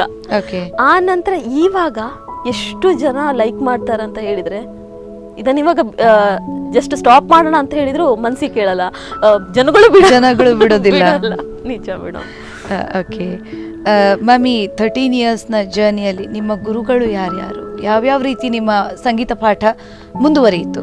ಹಾಂ, ಸ್ಟಾರ್ಟಿಂಗ್ ನಾನು ಯಾರು ಬೇಡ ಅಂತ ಹೇಳಿದ ಕೂಡಲೇ ನನ್ನ ಕಸಿನ್ ಬ್ರದರೇ ಆಗಬೇಕು, ಕರುಣಾಕರ ಮುದ್ರಾಡಿ ಅಂತ ಹೇಳಿ, ಅವ್ರ ಹತ್ರ ಹೋಗಿ ಒಂದು ಸ್ವಲ್ಪ ಪಾಠ ಸ್ಟಾರ್ಟಿಂಗ್ ಏನು ಸರಳ ವರಸೆ, ಜಂಟಿ ವರಸೆ, ಅಲಂಕಾರ ಅದು ಇದು ಅಂತ ಹೇಳಿ ಸ್ಟಾರ್ಟಿಂಗ್ ಹೋಗ್ತಾ ಇದ್ದೆ. ಏನೋ ಅಲ್ಲಿ ಒಂದು ಸ್ವಲ್ಪ 7 months ಆಗಿದ್ದಷ್ಟೇ ಏನೋ ಮನಸ್ಸಿಗೆ ತುಂಬ ಬೇಜಾರಾಗೋ ಥರ ಎಲ್ಲ ಆಯಿತು. ಸ್ಟಾಪ್ ಮಾಡಿದೆ 7 months. ಅಮ್ಮ ನನ್ನಿಂದ ಆಗಲ್ಲ, ನಾನು ಹೋಗಲ್ಲ ಅಂತ. ಅಲ್ಲಿಂದ ಆಯಿತು. ಇನ್ನೊಬ್ಬರು ಫಸ್ಟಿಗೆ ನನ್ನ ಇನ್ನೊಬ್ಬರು ಗುರುಗಳು ಯಾರು ಮೈಸೂರಲ್ಲಿ ಪ್ರಸನ್ನ ಭಟ್ ಅಂತ ಇದ್ದಾರೆ, ಅವ್ರ ಹತ್ರ ಬ್ಯಾಂಡಲಿನ್ ಸರ್ ಅವರು ಒಂದ್ಸಲ ನನ್ನನ್ನು ನೋಡಿ ಹೇಳಿದರು, ನೀನು ಇನ್ನೂ ಸ್ಟಾರ್ಟ್ ಮಾಡ್ಬೋದಲ್ಲ, ಮುಂದೆ ಹೋಗ್ಬೋದಲ್ಲ ಅಂತ ಹೇಳಿ. ಸೊ ಆಯಿತು, ಅಮ್ಮ ಹೇಳಿದರು ಅಲ್ಲಿಗೆ ಒಂದು ಸ್ವಲ್ಪ ಕರ್ಕೊಂಡು ಹೋಗಿ ಹಾಕು ಅಂತ ಅಣ್ಣನ ಹತ್ರ. ಅಣ್ಣ ಹೋಗಿ ಅಲ್ಲಿ ಒಂದು ಸ್ವಲ್ಪ ಜಾಯಿನ್ ಮಾಡಿಸಿದ್ರು. ಆಯಿತು, ಅಲ್ಲಿ ಒಂದು ಸ್ವಲ್ಪ ಟೈಮ್ ಆದರೆ ಅವ್ರದ್ದು ಮ್ಯಾಂಡರಿನ್ ಪಾಠ, ನಂದು ಸ್ಯಾಕ್ಸಫೋನ್ ಪಾಠ ಒಂದು ಸ್ವಲ್ಪ ಅಂದರೆ ಅವ್ರು ತುಂಬ ಕಲ್ತವರು. ಸೊ ನನಗೆ ಅಡ್ಜಸ್ಟ್ ಆಗಲಿಕ್ಕೆ ಸ್ವಲ್ಪ ಕಷ್ಟ ಆಯಿತು. ಬಟ್ ಓಕೆ, ಅವರು ವರ್ಣ ಕಲಿಸಿದ್ದಾರೆ ನನಗೆ, ತುಂಬ ಒಳ್ಳೆ ಕೀರ್ತನೆಸ್ ಎಲ್ಲ ಕಲಿಸಿದ್ದಾರೆ. ಅದೊಂದು ನನಗೆ ಪ್ಲಸ್ ಪಾಯಿಂಟು ಒಂದು. ಆ ನಂತರ ಪುನಃ ನನಗೇನೋ ಇನ್ನೂ ಕಲಿಬೇಕು, ನನಗೇನೋ ಪಾಠ ಸರಿಯಾಗ್ತಾ ಇಲ್ಲ ಅಂತ ಹೇಳಿ ಕೊನೆಗೆ ಒಂದು ನನ್ನ ಪ್ರೋಗ್ರಾಮ್ಗೆ ಎನ್ಕೌಂಟರ್ ದಯಾನಾಯಕ್ ಅವ್ರ ಪ್ರೋಗ್ರಾಮಿಗೆ ನಾನು ಇನ್ನೊಬ್ಬರು ಸ್ಯಾಕ್ಸಫೋನ್ ಆರ್ಟಿಸ್ಟ್ ಇದ್ದರು, ಇನ್ನೊಬ್ಬರು ಗೆಸ್ಟ್ ಆರ್ಟಿಸ್ಟ್ ಅಂತ ಬಂದರು. ಅವರೇ Haridas Dogra, Puttur Haridas Dogra. Okay, so saxophone invention ಮಾಡಿದವರೇ ವೆಂಕಟಪ್ಪ ಡೋಗ್ರ, ಅಂದರೆ ಅವರ ತಂದೆ ಹರಿದಾಸ್ ದೋಗ್ರ ಅವ್ರದ್ದು. ಸೊ ಅಂಥವ್ರ ಮಗನೇ ಬಂದರು. ಎಲ್ಲರೂ ಏನು ಹೇಳಿದರು ಅಂತ ಹೇಳಿದರೆ, ಫಸ್ಟಿಗೆ ಹರಿಯಣ್ಣ ಅಂತ ಹೇಳಿದರೆ ತುಂಬ ದೊಡ್ಡ ಲೆಜೆಂಡ್ ಅವರು, ಅದು ಇದು ಅಂತ ಹೇಳಿ ಮೇಲೆ ಕೂರಿಸಿದ್ರು. ನಾನು ಹಾಗೆ ಅಂದ್ಕೊಂಡೆ. ನೋಡುವಾಗ ಏನಿಲ್ಲ ಮೇಡಮ್, ಬರೇ ಡೌನ್ ಟು ಅರ್ತ್, ಏನೂ ಇಲ್ಲ. ನನ್ನ ಜೊತೆ ಹೀಗೆ ನಾನು ಅಂತ ಹೀಗೆ ಮಾತಾಡುವಾಗ ಹೇಳಿದೆ, ಅಂಕಲ್ ನಾನು ಒಂದು ಸ್ವಲ್ಪ ಕಲಿಬೇಕು, ನಿಮ್ಮ ಹತ್ರ ಬರೋದಾ ಅಂತ. ಇವರು ಇದ್ದಿದ್ದು ಬೆಳ್ತಂಗಡಿ ಹತ್ರ. ಸೊ ಆಯಿತು ಅಂತ ಹೇಳಿದರು. ಅಲ್ಲಿಂದ ಪುನಃ ಇಷ್ಟೊಳ್ಳೆ ಕೆರಿಯರ್ ಸ್ಟಾರ್ಟ್ ಆಗಿದ್ದು ಹರಿದಾಸ್ ಅಂಕಲಿಂದ ಅಷ್ಟೇ. ಇವಾಗಲೂ ಗುರುಗಳು ಅಂದರೆ ನನಗೆ ಪಾಠಕ್ಕೆ ಒಂದು ಸ್ವಲ್ಪ ಕಷ್ಟ ಆಗ್ತಿದೆ. ಪಪ್ಪ ಒಂದು ಸ್ವಲ್ಪ ಹುಷಾರಿಲ್ಲದೆ, ಅನಾರೋಗ್ಯ ಇದ್ದಾರೆ. ಸೊ ಅದರಿಂದ ಪಾಠ ಕಷ್ಟ ಆಗ್ತಿದೆ. ಸೊ ಅವರೇ ಮನೆಗೆ ಬರ್ತಾರೆ ಮೇಡಮ್. ಓಹೋ, ಅಲ್ಲಿಂದ ಮನೆಗೆ ಬಂದು ನನಗೆ ಪಾಠ ಕಲಿಸ್ತಾರೆ. ಇಂಥ ಗುರುಗಳು ಬಹುಶಃ ಮುಂಚೆಲ್ಲ ಯಾವ ರೀತಿ ಅಂತ ಹೇಳಿದ್ರೆ, ಗುರುಗಳ ಮನೆಗೆ ಹೋಗಿ ಗುರುಕುಲ ತರ ಇರಬೇಕು, ಅವರ ಎಲ್ಲಾ ಕೆಲಸಗಳನ್ನು ಮಾಡಬೇಕು ಅನ್ನೋದು. ಇದು ಹಾಗಲ್ಲ. ತುಂಬಾ ಪುಣ್ಯ ಮಾಡಿದೀನಿ ಅಂತ ಹೇಳಿದ್ರೆ ಬಹುಶಃ ಅಮ್ಮಂದು ಆಶೀರ್ವಾದ ಇದ್ದಿದ್ರಿಂದ ಇದೆಲ್ಲ ಪಾಸಿಬಿಲಿಟಿ. ಓಕೆ, ಮೊದಲು ಹೇಳ್ತಾ ಇದ್ರು ಗುರುವು ಹೊಡೆದು ಶಿಕ್ಷಿಸಿ ಕಲಿಸಿದರೆ ಪ್ರಸಾದವಯ್ಯ ಅಂತ. ಮತ್ತೆ ಸ್ವಲ್ಪ ಸಮಯದ ನಂತರ ಗುರುವು ಹೇಳಿಕೊಟ್ಟರೆ ಅದುವೇ ಪ್ರಸಾದವಯ್ಯ ಅಂತ ಹೇಳಿ. ಮತ್ತೀಗ ಏನಾಗಿದೆ ಹೇಳಿದ್ರೆ, ಗುರುವು ವಿನಯ ವಿನಮ್ರತೆಯಿಂದ ಹೇಳಿಕೊಟ್ಟರೆ ಅದುವೇ ಪ್ರಸಾದವಯ್ಯ ಅನ್ನೋದು. ಸೊ ಇವತ್ತಿನ ಈ ಕಾಲಮಾನದಲ್ಲಿ ನೋಡಿದಾಗ ಅಷ್ಟು ದೊಡ್ಡ ಆರ್ಟಿಸ್ಟ್ ನಿಮ್ಮಲ್ಲಿಗೆ ಬಂದು ನಿಮ್ಗೆ ಹೇಳಿಕೊಡುದು ಅಂತ ಹೇಳಿದ್ರೆ, ನೀವು ನಿಜಕ್ಕೂ ತುಂಬಾ ಡೌನ್ ಟು ಅರ್ತ್ ಪರ್ಸನಾಲಿಟಿ. ನಿಜ ಮೇಡಮ್, ಅದೊಂದು ತುಂಬಾ ಲಕ್ ಮಾಡಿದ್ದಾನೆ. ಅದು ಎಕ್ಸ್ಪ್ರೆಸ್ ಮಾಡಕ್ಕಾಗಲ್ಲ ನಂಗೆ ಅವ್ರ ಬಗ್ಗೆ ಹೇಳಿದ್ರೆ. ಇವಾಗ ಇನ್ನೊಂದು ಟಿವಿ ಶೋಗೆ ಬಂದೆ ಅಂತ ಹೇಳಿದ್ರೆ ಫಸ್ಟ್ ವಿಶ್ ಮಾಡೋದು ಅವರು. ನಾನು ಮೊನ್ನೆ ಅಷ್ಟೇ ಸಾಂಗ್ಲಿಗೆ ಹೋದೆ, ಒಳ್ಳೆ ಪ್ರೋಗ್ರಾಮ್ ಕೊಟ್ಟೆ. ಮೊನ್ನೆ ಅಷ್ಟೇ ನಮ್ದು ಸೀರಿಯಲ್ ರಿಲೀಸ್ ಆಯಿತು. ಮುಂಚಿನ ದಿವಸನೇ ಅವ್ರದ್ದೇ ಫೋನ್ ಬರುತ್ತೆ ಮೇಡಮ್. ನಾನು ಹೇಳ್ಬೇಕಂತಿಲ್ಲ, ನಾಳೆ ನೋಡಿ ಅಂತ ಸೀರಿಯಲ್ ನೋಡಿ ಅಥವಾ ನನ್ನ ಪ್ರೋಗ್ರಾಮ್ ಬರ್ತಿದೆ ನೋಡಿ ಅಂತ ಹೇಳೋದಿಲ್ಲ. ಅವರೇ ಕಾಲ್ ಮಾಡಿ ನನಗೆ ವಿಶಸ್ ಮಾಡ್ತಾರೆ. ಬಹಳ ಒಂದು ಒಳ್ಳೆ ವಿಚಾರ ಮೇಡಮ್. ಸೊ ನೀವು ಈ ಬೆಳ್ತಂಗಡಿಗೆ ಹೋಗಿ ಶಿಕ್ಷಣ ಪಡೆಯುವಂಥ, ನೀವಿರುವಂಥದ್ದು ಹೆಬ್ರಿಯಲ್ಲಿ. ಸೊ ನೀವು ಈ ಜರ್ನಿ ಮತ್ತೆ ಈ ಕಲಿಕೆಯ ಪ್ರಾಸೆಸ್ ಹೇಗೆ ನಡೀತು ನಿಮ್ದು? ತುಂಬಾ ಕಷ್ಟ ಮೇಡಮ್. ಇದೊಂದು ನಾನು ಹೇಳ್ತಿದ್ದಾಗೆ ಲೇಟ್ ಹೇಳ್ತಿದ್ದವಳು ನಾನು. ಲೈಫ್ ಫುಲ್ ಚೇಂಜ್ ಆಗಿದ್ದು ಸ್ಯಾಕ್ಸಫೋನ್ ಫೀಲ್ಡ್ಗೆ ಯಾವಾಗ ಬಂದೆ ಆವಾಗ. ಓಕೆ, 8 ಗಂಟೆ 10 ಗಂಟೆಗೆ ಹೇಳ್ತಿರೋಳು 4 ಗಂಟೆಗೆ ಹೇಳೋಕೆ ಸ್ಟಾರ್ಟ್ ಮಾಡಿದ್ದು. ಇವಾಗಂತೂ 3 ಗಂಟೆಗೆ ಹೇಳ್ತೀನಿ ನಾನು. ಕಂಪ್ಲೀಟ್ ಚೇಂಜ್ ಆಯಿತು ನನ್ನ ಲೈಫ್ ಏನಿದೆ, ಬದುಕಿನ ಚಿತ್ರಣ ಚೇಂಜ್ ಆಗಿದ್ದು ಸ್ಯಾಕ್ಸಫೋನ್ ಫೀಲ್ಡಿಗೆ ಬಂದಮೇಲೆ. ಇವಾಗ ಜೊತೆಗೆ ಪಪ್ಪನ ಅನಾರೋಗ್ಯ ಕೂಡ ಅದ್ರ ಜೊತೆ. ಸೊ ಇವಾಗ ಕಷ್ಟ ಆಗ್ತಿದೆ. ಮೊದಲು ನಾನು ಕಷ್ಟ ಅಂತ ಹೇಳಲ್ಲ, ಯಾಕಂತ ಹೇಳಿದ್ರೆ ಅಮ್ಮ ಹೇಳಿದ್ದು ನೀನು ಕಲಿಬೇಕು ಅಂತ ಹೇಳಿದ್ದು ಅನ್ನೋದು ಒಂದು ಇನ್ಸ್ಪಿರೇಷನ್ ಅದು ಇತ್ತು. ಸೊ ಆವಾಗ ಒಂದು ಸ್ವಲ್ಪ ಹುಮ್ಮಸ್ಸು ಇರುತ್ತೆ, ಏನಾದರೂ ಮಾಡಬೇಕು, ಯಾರು ಬೇಡ ಅಂತ ಹೇಳಿ ಯಾರು ಸಪೋರ್ಟ್ ಇಲ್ಲ ಅಂದವಾಗ ಒಂದು ಸ್ವಲ್ಪ ನಮಗೆ ಹುಮ್ಮಸ್ ಬರೋದು ಜಾಸ್ತಿ. ಎಲ್ಲರೂ ಸಪೋರ್ಟ್ ಇದ್ದವಾಗ ಅಯ್ಯೋ ಬೇಕಾ ಬಿಟ್ಟು ಸುಮ್ಮನೆ ಇರಿ ಅಂತ ಆ ಥರ. ಇದು ಯಾರು ಇರಲಿಲ್ಲ. ಸೊ ಅಮ್ಮನ ಒಂದು ಆಶೀರ್ವಾದದಿಂದ ನಾನು ಯಾವ ಥರ ಮುಂದೆ ಬರಬೇಕು ಅಂತ ಹೇಳಿ, ನಾವು ತುಂಬ ಏನು ಸಾಧನೆ ಮಾಡಿದೆ ಅಂತ ಹೇಳಿದಿಲ್ಲ, ನೀವು ಇವಾಗ ಕಲಿಸಿದ್ದೀರಾ ಏನೋ ಸಾಧನೆ ಮಾಡಿದ್ದು ಅಂತ ಹೇಳಿ. ಬಟ್ ಸಾಧನೆ ಮಾಡಿಲ್ಲ ಅಂತಲ್ಲ, ತುಂಬ ಅಂದರೆ ಬೆಳಿಗ್ಗೆ ಬೇಗ ಎದ್ದು ಅಲ್ಲಿ ತನಕ ಹೋಗಬೇಕು ನಾನು. 160-180 ಕಿಲೋಮೀಟರ್ಸ್ ಆಗುತ್ತೆ. ಹಾಂ, ನನಗೆ ಕಾರ್ ಇಲ್ಲ ಮೇಡಮ್. ಆವಾಗ ಕಾರ್ ನನ್ನ ಹತ್ರ 2 ವೀಲರ್ ಕೂಡ ಇರಲಿಲ್ಲ, ಬಸ್ಸಲ್ಲಿ ಹೋಗ್ತಾ ಇದ್ದೆ. ಬೆಳಿಗ್ಗೆ ಬೇಗ ಇದ್ದು ಅದು 2-3 ಬಸ್ ಚೇಂಜ್ ಮಾಡಬೇಕಿತ್ತು ನನಗೆ. ನಿಮಗೆ ಗೊತ್ತು ನಾವು ಶಿವಪುರ ಅಲ್ಲಿರೋದು. ಸೊ ಹಿರಿಯಡ್ಕ ತನಕ ಒಂದು ಬಸ್ಸು, ಅಂದರೆ ಅರ್ಲಿ ಮಾರ್ನಿಂಗ್ ಬೇರೆ ಬಸ್ ಇಲ್ಲ ನನಗೆ. ಅಲ್ಲಿಂದ ಹೆಬ್ರಿ ಹೋಗಬೇಕಾದ್ರೆ ಬಸ್ ಇಲ್ಲ. ಸೊ ಇಲ್ಲಿಂದ ಹಿರಿಯಡ್ಕದಿಂದ ಜೋಡ್ ರಸ್ತೆಯಿಂದ ಬೆಳ್ತಂಗಡಿ ಆ ಥರ ಹೋಗ್ತಾ ಇದ್ದೆ ನಾನು, ತುಂಬ ಕಷ್ಟಪಡ್ಕೊಂಡು. ಅಲ್ಲಿ ಹೋಗುವಾಗ ನಾನು 9:30-9:45 ಆಗ್ತಾ ಇತ್ತು. ಅಲ್ಲಿ ಪಾಠ ಮಾಡಿ ಪುನಃ ವಾಪಸ್ ಬರುವಾಗ ನಾನು 8 o'clock ಆಗ್ತಿತ್ತು ಮನೆಗೆ ಬರುವಾಗ. ಅಂದರೆ ಬೇಗ ಬರ್ತಿದ್ದೆ ನಾನು. ಮನೆಯಲ್ಲೂ ಅಂದರೆ ಫಾರೆಸ್ಟ್ ಏರಿಯಾ ಅಂತ ಹೇಳಿ ಹೆಣ್ಮಕ್ಳನ್ನ ತುಂಬ ಲೇಟಾಗಿ, ಅಂದರೆ ಅಮ್ಮ ಕಾಯ್ತಾ ಇರ್ತಾರೆ. ಸೊ ಆ ಥರ. ಸೊ ವೆಕೇಶನಲ್ಲಿ ಮಾತ್ರ ಹೋಗ್ತಿದ್ರಾ ಹೇಗೆ? ಹೌದು, ಅಂದರೆ ಇಲ್ಲೂ ಬ್ಯಾಲೆನ್ಸ್ ಮಾಡೋದು ತುಂಬ ಕಷ್ಟ ಆಯಿತು. ಖಂಡಿತ. ಒಂದು ನನ್ನ ಪ್ರೋಗ್ರಾಮನ್ನು ನೋಡ್ಕೋಬೇಕು, ನನ್ನ ಕ್ಲಾಸಸ್ಸು ನೋಡ್ಕೋಬೇಕು, ಅಥವಾ ನನ್ನ ಸರಿದು ಪ್ರೋಗ್ರಾಮನ್ನು ನೋಡ್ಕೊಳ್ಬೇಕು. ಅವ್ರಿಗೆ ತುಂಬ ಸ್ಟೂಡೆಂಟ್ಸ್ ಇದ್ದಾರೆ ಅಲ್ಲಿ ಅಂತ ಆ ಥರ ಇತ್ತು. ಬಟ್ ಇವಾಗ ಅವರಿಗೆ ಫ್ರೀ ಆಗ್ತಾರೆ ಆವಾಗ ಬರ್ತಾರೆ ಮನೆಗೆ. ಸೊ ಇಲ್ಲಿ ನನ್ನ ಮನೆಯಲ್ಲಿ ಒಂದು ಸ್ವಲ್ಪ ಅಂದರೆ ಪಪ್ಪನಿಗೆ ಹುಷಾರಿಲ್ಲದೆ ಅದನ್ನು ನೋಡ್ಕೊಳ್ಬೇಕಾಗ್ತದೆ ಇವಾಗ. ಅಂದರೆ ಪ್ರಾಕ್ಟೀಸ್ ತುಂಬ ಕಮ್ಮಿ ಆಗ್ತಾ ಇದೆ ಇವಾಗ. ಬಟ್ ಪರವಾಗಿಲ್ಲ, ನನಗೆ ಫಸ್ಟ್ ಇವಾಗ ಅಂದರೆ ಅಪ್ಪನನ್ನು ಚೆನ್ನಾಗಿ ಉಳಿಸ್ಕೊಳ್ಬೇಕು ಆ ಥರ ಅಂತ ಹೇಳಿ. ಓಕೆ, ಮೊದಲು ಅವರು ನಮ್ಮನ್ನ ಚೆನ್ನಾಗಿ ನೋಡ್ಕೊಂಡ ಕಾರಣ ನಾವು ಈ ಲೆವೆಲ್ಗೆ ಬಂದದ್ದು. ಈಗ ವಾಪಸ್ ಅವ್ರ ಮಗುವಾಗಿದ್ದಾರೆ, ಅವರನ್ನು ನಾವು ನೋಡ್ಕೊಳ್ಳುವಂತ ಪ್ರಕ್ರಿಯೆ ಬಹಳ ಚೆನ್ನಾಗಿದೆ. ಬಟ್ ಎಷ್ಟು ಜತನದಿಂದ ನೀವು ಕಲ್ತ್ರಿ ಅನ್ನುವಂಥದ್ದು ಬಹಳ ನಮಗೆ ಎಲ್ಲ ಮೋಟಿವೇಶನ್ ಆಗುತ್ತೆ. ಬೆಳಗ್ಗೆ 4 ಗಂಟೆಗೆ ಎದ್ದು 160 ಕಿಲೋಮೀಟರ್ಸ್ ಹೋಗಲಿಕ್ಕೆ ಮಾತ್ರ, ವಾಪಸ್ 160 ಕಿಲೋಮೀಟರ್ಸ್ ಬರುವಂಥದ್ದು.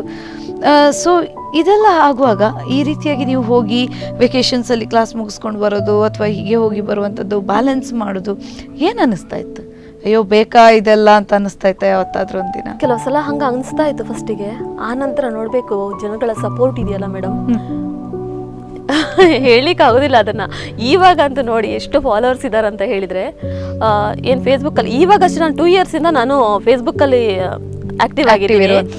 ಆದರೆ ಇವಾಗ ನೀವು ನೋಡಿದರೆ ಒಂದು ದಿವಸ ನಾ ಪೋಸ್ಟ್ ಹಾಕಿಲ್ಲ, ಯಾವುದಾದ್ರೂ ಏನೋ ಪ್ರೋಗ್ರಾಮಿಗೆ ಹೋಗಿಲ್ಲ ಅಂತ ಹೇಳಿದರೆ ಮೇಡಮ್ ನೀವು ಯಾಕೆ ಪ್ರೋಗ್ರಾಮಿಗೆ ಹೋಗಿಲ್ಲ ಆ ಥರ. ಅಂದರೆ ಕಾಳಜಿನೂ ಮಾಡೋರಿದ್ದಾರೆ, ಪ್ರೀತಿನೂ ತೋರಿಸೋರಿದ್ದಾರೆ, ಗೌರವನೂ ಕೊಡೋರಿದ್ದಾರೆ. ಇಷ್ಟು ಸಾಕು ಮೇಡಮ್. ಇದನ್ನು ಸಾಧನೆ ಅನ್ನೋದು. ಅಂದರೆ ಮನೆಯವ್ರು ಮಾತ್ರ ಜಸ್ಟ್ ನಾವು ಹುಟ್ಟಿದ್ದು ಮನೆಯವ್ರಿಗೆ ಗೊತ್ತಾಗುತ್ತಂತೆ, ನಾವು ಸಾಯೋದು ಜಗತ್ತಿಗೆ ಗೊತ್ತಾಗಬೇಕು ಅನ್ನೋದು. ಜಗತ್ತಿಗೆ ಗೊತ್ತಾಗದಿದ್ರು ಪರವಾಗಿಲ್ಲ, ಜಸ್ಟ್ ಒಂದು 100 ಜನ ಗೊತ್ತಾದ್ರೂ ಸಾಕು ಅನ್ನೋದು ನಂದು ಪಾಲಿಸಿ. ನಿಜ. ನಿಜಕ್ಕೂ ಒಂದು ಒಳ್ಳೆ ಪಾಯಿಂಟ್ ಅನ್ನು ಹೇಳಿದ್ರಿ. ಹುಟ್ಟೋದು ಮನೆಗೆ ಮಾತ್ರ ಗೊತ್ತಾಗೋದು, ಸಾಯೋದು ಪ್ರಪಂಚಕ್ಕೆ ಗೊತ್ತಾಗಬೇಕು ಅಂತ. ವೆಲ್ ಮ್ಯಾಮ್, ಈ ಒಂದು ಈಗ ಮಾತನಾಡ್ತಾ ಹೇಳೋದಂತಾದರೆ ಈ ನಿಮ್ಮ ಈ ಸ್ಯಾಕ್ಸೋಫೋನ್ನ ಲೈಫ್ನ ಜೊತೆ ನಿಮಗೆ ಫ್ರೆಂಡ್ಸ್ ಯಾರೆಲ್ಲ ಇದ್ರು? ಫ್ರೆಂಡ್ಸ್ ವಿಚಾರಕ್ಕೆ ಬಂದಾಗ ಏನು ಆ್ಯಕ್ಚುಲಿ ಕಾಲೇಜು, ಸ್ಕೂಲು, ನೇಬರ್ಸ್ ಎಲ್ಲರೂ ಫ್ರೆಂಡ್ಸೇ ಮೇಡಮ್. ಯಾವಾಗಲೂ ಬಿಂದಾಸ್, ನಾನು ಎಲ್ಲೂ ಹೋದ್ರು ಎಲ್ಲರೂ ಫ್ರೆಂಡ್ಸ್ ಆಗ್ತಾರೆ. ಓಕೆ. ನಾನು ಅಂದರೆ ಕೆಲವ್ರು ಹೇಳ್ತಾರೆ ನೀನು ಡೌನ್ ಟು ಅರ್ತ್ ಅಂತ. ಡೌನ್ ಟು ಅರ್ತ್ ಅಂದರೆ ಏನಂತ ನನಗೂ ಇನ್ನೂ ಅರ್ಥ ಆಗಲಿಲ್ಲ ಮೇಡಮ್. ನಾವು ಭೂಮಿಯಲ್ಲೇ ಇದ್ದೀವಿ, ಇವಾಗ ಭೂಮಿಲೇ ಇರಬೇಕು. ಸೊ ಡೌನ್ ಟು ಅರ್ತ್ ಅಂದರೆ ಏನು ಅಂತ ನಂಗೆ ಗೊತ್ತಾಗಲಿಲ್ಲ. ಮತ್ತೊಂದು ಹೇಳ್ತಾರೆ ನೀವು ತುಂಬ ದೊಡ್ಡವರು ಮೇಡಮ್, ನಾವೆಲ್ಲ ಬಡವರು, ನೀವು ನಮ್ಮ ಜೊತೆ ಮಾತಾಡ್ತೀರಾ. ನಿನ್ನೆ ಅಷ್ಟೇ ಒಬ್ಬರು ಹೇಳಿದರು, ಏನು ಬಡವರು ಏನು ಶ್ರೀಮಂತರು, ನಂಗೆ ಅದ್ರ ಬಗ್ಗೆ ಏನು ಜಾತಿ ಧರ್ಮ ಏನು ಬಿಳಿ ಇರ್ತಾರೆ ಕಪ್ಪಿರ್ತಾರೆ ಅಥವಾ ಬಡವರು ಅದೆಲ್ಲ ಏನು ನನಗೆ ಗೊತ್ತಿಲ್ಲ ಅದ್ರ ಬಗ್ಗೆ. ಜಸ್ಟ್ ನಾವು ಮನುಷ್ಯರು. ಎಕ್ಸಾಕ್ಟ್ಲಿ. ನಾವು ನಾಳೆ ಹೋಗುವಾಗ ಏನಿಲ್ಲ ಮೇಡಮ್, ಬರೀ ಕೈಯಲ್ಲಿ ಹೋಗ್ತೀವಿ, ಬರೋವಾಗ್ಲೂ ಬಂದಿದ್ದೀವಿ. ಸೊ ಅದನ್ನೆಲ್ಲ ತಿಳ್ಕೊಂಡೆ. ನನಗೆ ಈ 14 ಇಯರ್ಸ್ ಲೈಫ್ ಇದೆಯಲ್ಲ ಎಲ್ಲನೂ ಕಳಿಸ್ತು. ಅಂದರೆ ಮೆಚುರಿಟಿ ಬಂತು ಇದರಲ್ಲಿ. ಏನು ಅಂತ ಹೇಳಿದರೆ ಪೋಲಿ ಆಗಿ ಅದನ್ನು ಇದೆ, ಇವಾಗಲೂ ಹುಡುಗಾಟಿಗೆ ಹೋಗಿಲ್ಲ. ಬಟ್ ಅದನ್ನು ಪ್ಲಸ್ ಅದ್ರ ಜೊತೆ ನನಗೆ ಮೆಚುರಿಟಿ ಬಂತು. ಅಂದರೆ ಎಲ್ಲದ್ರ ಬಗ್ಗೆ ಜ್ಞಾನ ಅನ್ನೋದು ಬಂತು.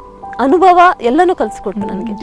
ಯಾಕಾಗಿ ಡೌನ್ ಟು ಅರ್ತ್ ಇರಬೇಕು ನಾವು ಅದನ್ನ ಕಲಿಸ್ಕೊಡ್ತು? ಹೌದು, ಖಂಡಿತ ಅಂತ ಹೇಳಿ. ಹೌದು. ಓಕೆ ಮ್ಯಾಮ್, ಸಾಕಷ್ಟು ಮಾತನಾಡೋದಿದೆ, ಆದರೆ ಒಂದು ಚಿಕ್ಕ ಬ್ರೇಕ್ನ ನಂತರ ಮನಸ್ವಿನಿ ಮನದಾಳದ ಮಾತಿನಲ್ಲಿ ಒಂದು ಚಿಕ್ಕ ಬ್ರೇಕ್ ನಂತರ ಮತ್ತೆ ಕಾರ್ಯಕ್ರಮ ಮುಂದುವರಿಯುತ್ತೆ.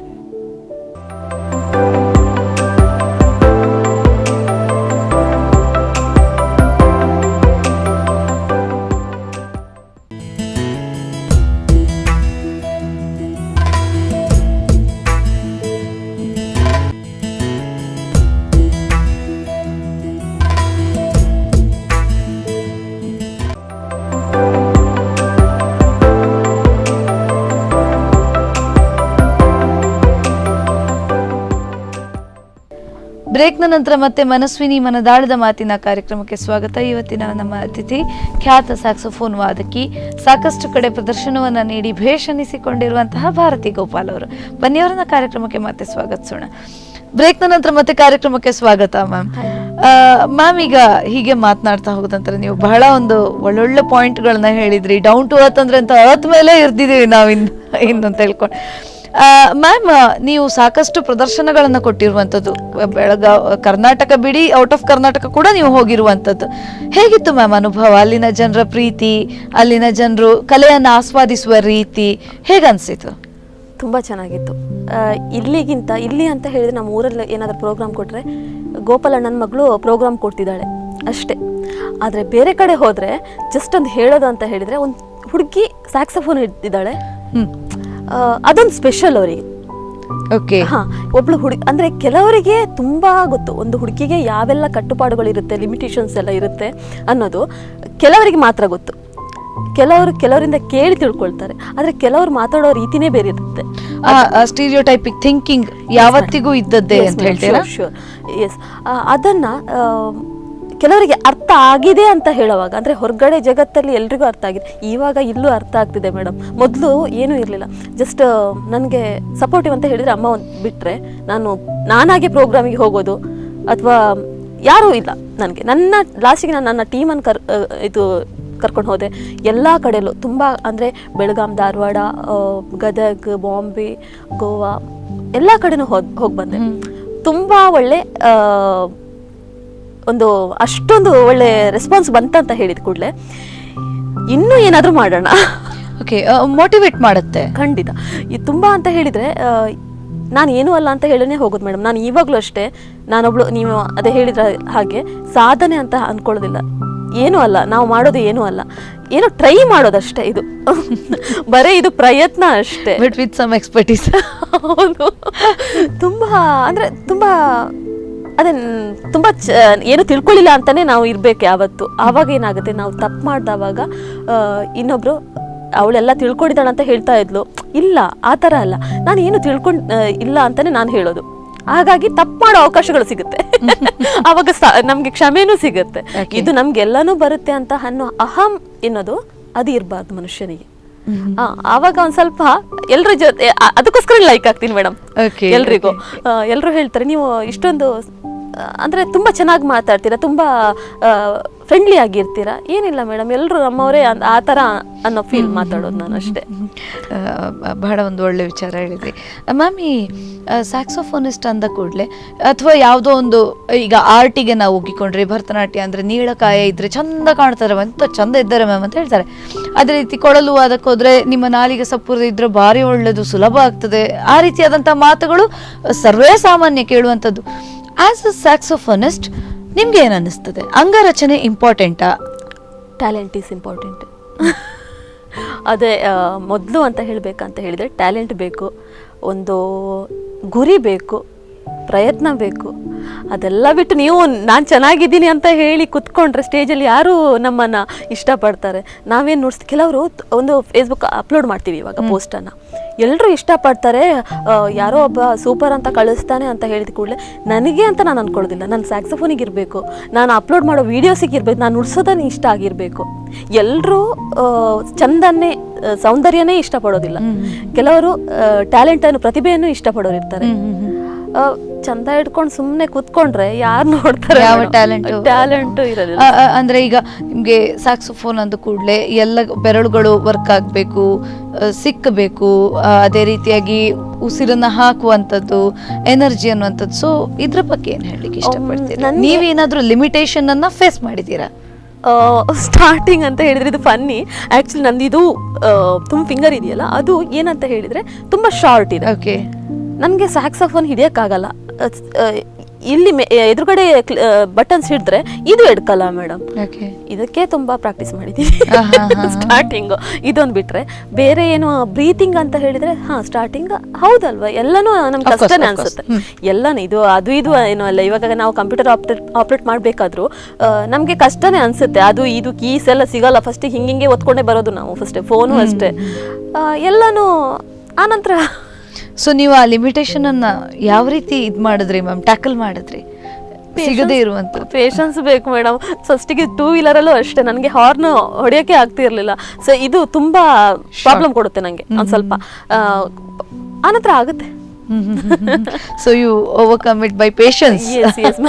ಓಕೆ, ಪೇಷನ್ಸ್ ನಮ್ಗೆ ಅದೇ ಹೇಳಿದ್ನಲ್ಲ, ಇಷ್ಟೆಲ್ಲ ಜರ್ನಿ ನನಗೆ ಅನುಭವ ಎಲ್ಲನೂ ಕಲಿಸ್ತು. ತಾಳ್ಮೆ ಅದು ಇದು ಎಲ್ಲ.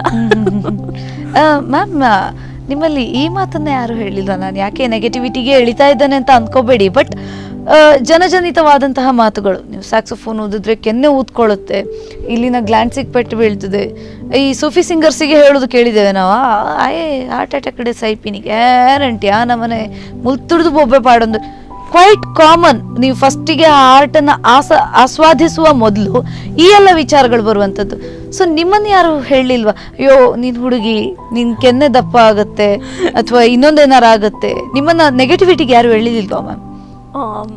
ನಿಜವಾಗ್ಲೂ ಯಾರೂ ಇಲ್ಲ. ಯಾರೂ ಇಲ್ಲ ಅಂತ ಹೇಳಿದ್ರೆ, ಬಟ್ ನನಗೆ ಯಾವತ್ತು ಮ್ಯಾರೇಜ್ ಆಯಿತು ಆ ದಿವಸ, ನನಗೆ ಮುಂಚಿನ ದಿವಸ ನನಗೆ ನನ್ನ ಹಸ್ಬೆಂಡ್ ಚೇತನ್ ಅವರು ಹೇಳಿದರು. ನನ್ನ ಫ್ರೆಂಡಿಗೆ ಒಬ್ಬನಿಗೆ ಇನ್ಫಾರ್ಮ್ ಮಾಡಿದೆ, ನೀನು ಸ್ಯಾಕ್ಸೋಫೋನಿಸ್ಟ್ ಅಂತ ಹೇಳಿ. ಅವನು ಹೇಳ್ತಿದ್ದಾನೆ, ಅತ್ತಿಗೆ ನಾ ಮೋಣೆ ಇಂಚಿನ ಬಾತದನ ಅಂತ, ಊದುದೇ ಬಾತದನ ಅಂತ. ಅವ್ರದ್ದೊಬ್ರದೇ ಕಮೆಂಟ್, ಮತ್ತೆ ಯಾರ್ದು ಇಲ್ಲ ಮೇಡಮ್ ಇಷ್ಟವರೆಗೆ. ಬಟ್ ಇದು ಏನಂತ ಹೇಳಿದ್ರೆ, ನಾನು ಹೀಗೆ ಇದ್ದಿದ್ದು. ಮಗು ಇರುವಾಗಿಂದಲೂ ಮುಖ ಹೀಗೇನೆ. ನಂದು ಬಾಲ್ಯದ ಫೋಟೋಸ್ ಎಲ್ಲ ಇದೆ. ಸೊ ಮುಖ ಹೀಗೇನೆ, ಚೇಂಜ್ ಆಗಿಲ್ಲ. ಹೌದು ಮೇಡಮ್.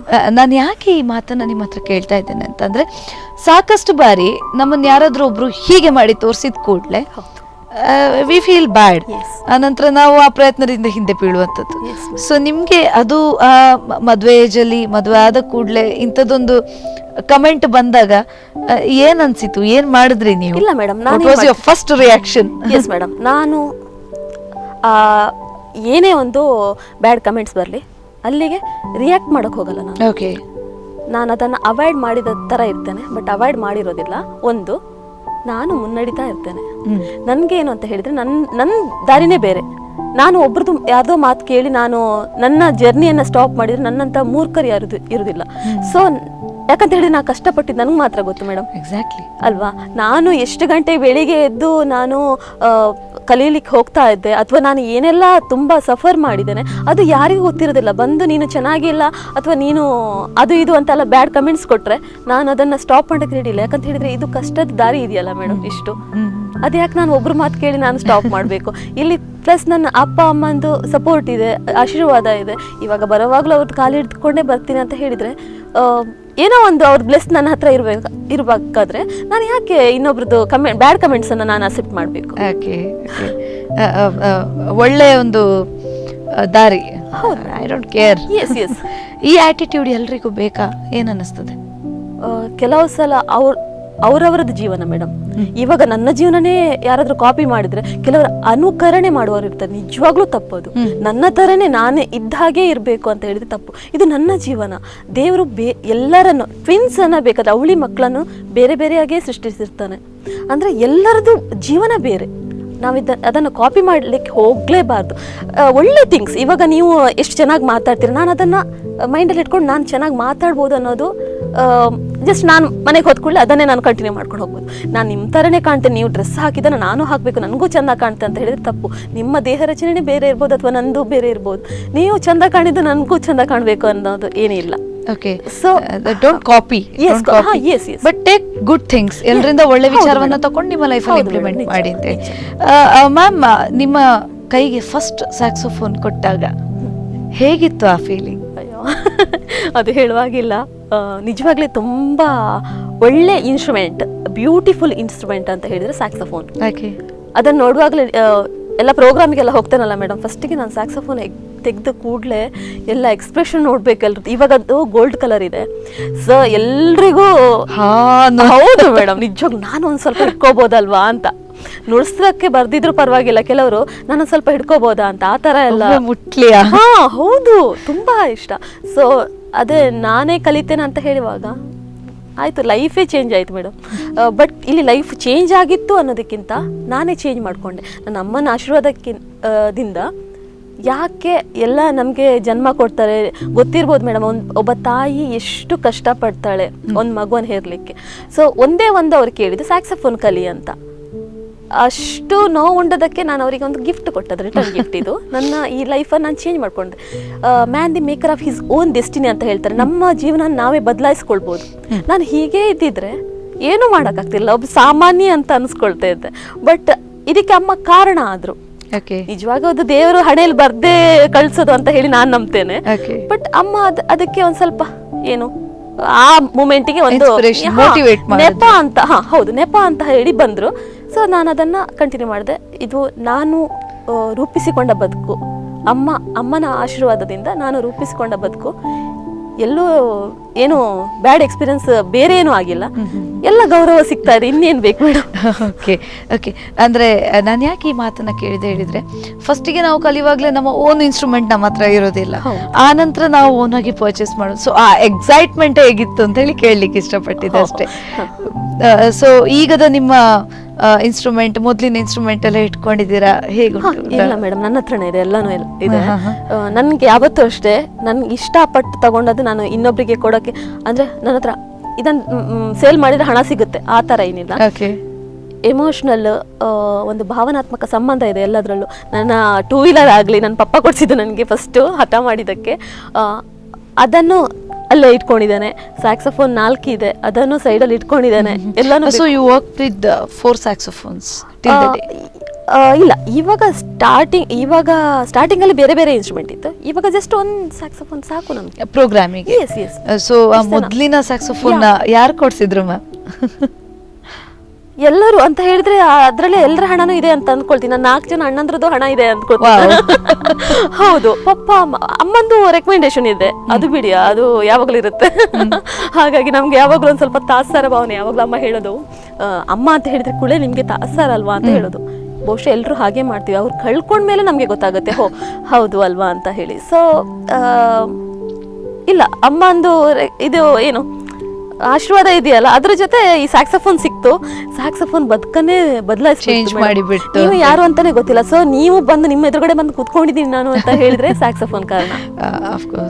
ಎಲ್ಲರನ್ನು, ನಾನು ಎಲ್ಲ ಸೆಲೆಬ್ರಿಟೀಸ್ ಅನ್ನು ಮೀಟ್ ಆಗಿದ್ದೀನಿ. ಈಗ ನನ್ನನ್ನ ಸೆಲೆಬ್ರಿಟಿ ಅಂತಾರೆ, ಇದು ದೊಡ್ಡ ಮಾತು ನಿಜವಾಗಿ. ಆಕ್ಚುಲಿ ಸೆಲೆಬ್ರಿಟೀಸ್ ನನ್ನ ಜೊತೆ ಫ್ರೆಂಡ್ಶಿಪ್ಪಿಗೆ ಬರ್ತಾರೆ ಮೇಡಮ್. ಅದು ಎಲ್ಲ ಸಾಧ್ಯ ಮಾಡಿದ್ದು ಸ್ಯಾಕ್ಸೋಫೋನ್ ಅಂತೇಳಿ. ಓಕೆ ಮ್ಯಾಮ್, ಇನ್ನೊಂದು ಸ್ವಲ್ಪ ಈ ನಿಮ್ಮ ಲೈಫ್, ನಿಮ್ಮ ಸ್ಯಾಕ್ಸೋಫೋನ್ನ ಜೊತೆಗಿನ ಈ ಜರ್ನಿ, ಅದನ್ನೆಲ್ಲ ಬಿಟ್ಟು ಒಂಚೂರು ಈಚೆ ಬಂದಾಗ ಈ ಇನ್ಸ್ಟ್ರೂಮೆಂಟ್ಸ್ಗಳಿಗೆ ಕಾಂಪಿಟೇಷನ್ಗಳು ಇರುವಂಥದ್ದು ಒಂಚೂರು ಕಮ್ಮಿನೇ ಅಂತ ಹೇಳ್ಬೋದು. ನಿಮ್ಮ ವೋಕಲಿಗೆ ಇದೆ, ಅಥವಾ ನಿಮ್ಮ ಡ್ಯಾನ್ಸ್ ಪರ್ಫಾರ್ಮೆನ್ಸಿಗೆ ಬೇಕಾದಷ್ಟು ಪ್ಲ್ಯಾಟ್ಫಾರ್ಮ್ಸ್ ಇದೆ. What you feel about this? ಇಂಥ ಒಂದು ಪ್ಲ್ಯಾಟ್ಫಾರ್ಮ್ ಅಗತ್ಯ ಇದೆಯಾ ಇನ್ಸ್ಟ್ರೂಮೆಂಟ್ಸಿಗೆ, ಸ್ಪೆಷಲಿ ಸ್ಯಾಕ್ಸೋಫೋನಿಗೆ? ಮೊದಲು ಕಾಂಪಿಟೇಷನ್ ಇರಲಿಲ್ಲ ಮೇಡಮ್. ಮೊದಲು ಯಾರೂ ಅದಕ್ಕೆ ಅಷ್ಟೊಂದು ಬೆಲೆನೂ ಕೊಡ್ತಾ ಇರಲಿಲ್ಲ. ನನ್ನ ಗುರುಗಳೇ ಹೇಳ್ತಿದ್ರು, ಅಯ್ಯೋ ಯಾಕಾದರೂ ಬೇಕೋ ಇದು ಅಂತ ಅನ್ನೋ ಥರ ನಾವಿದ್ವಿ.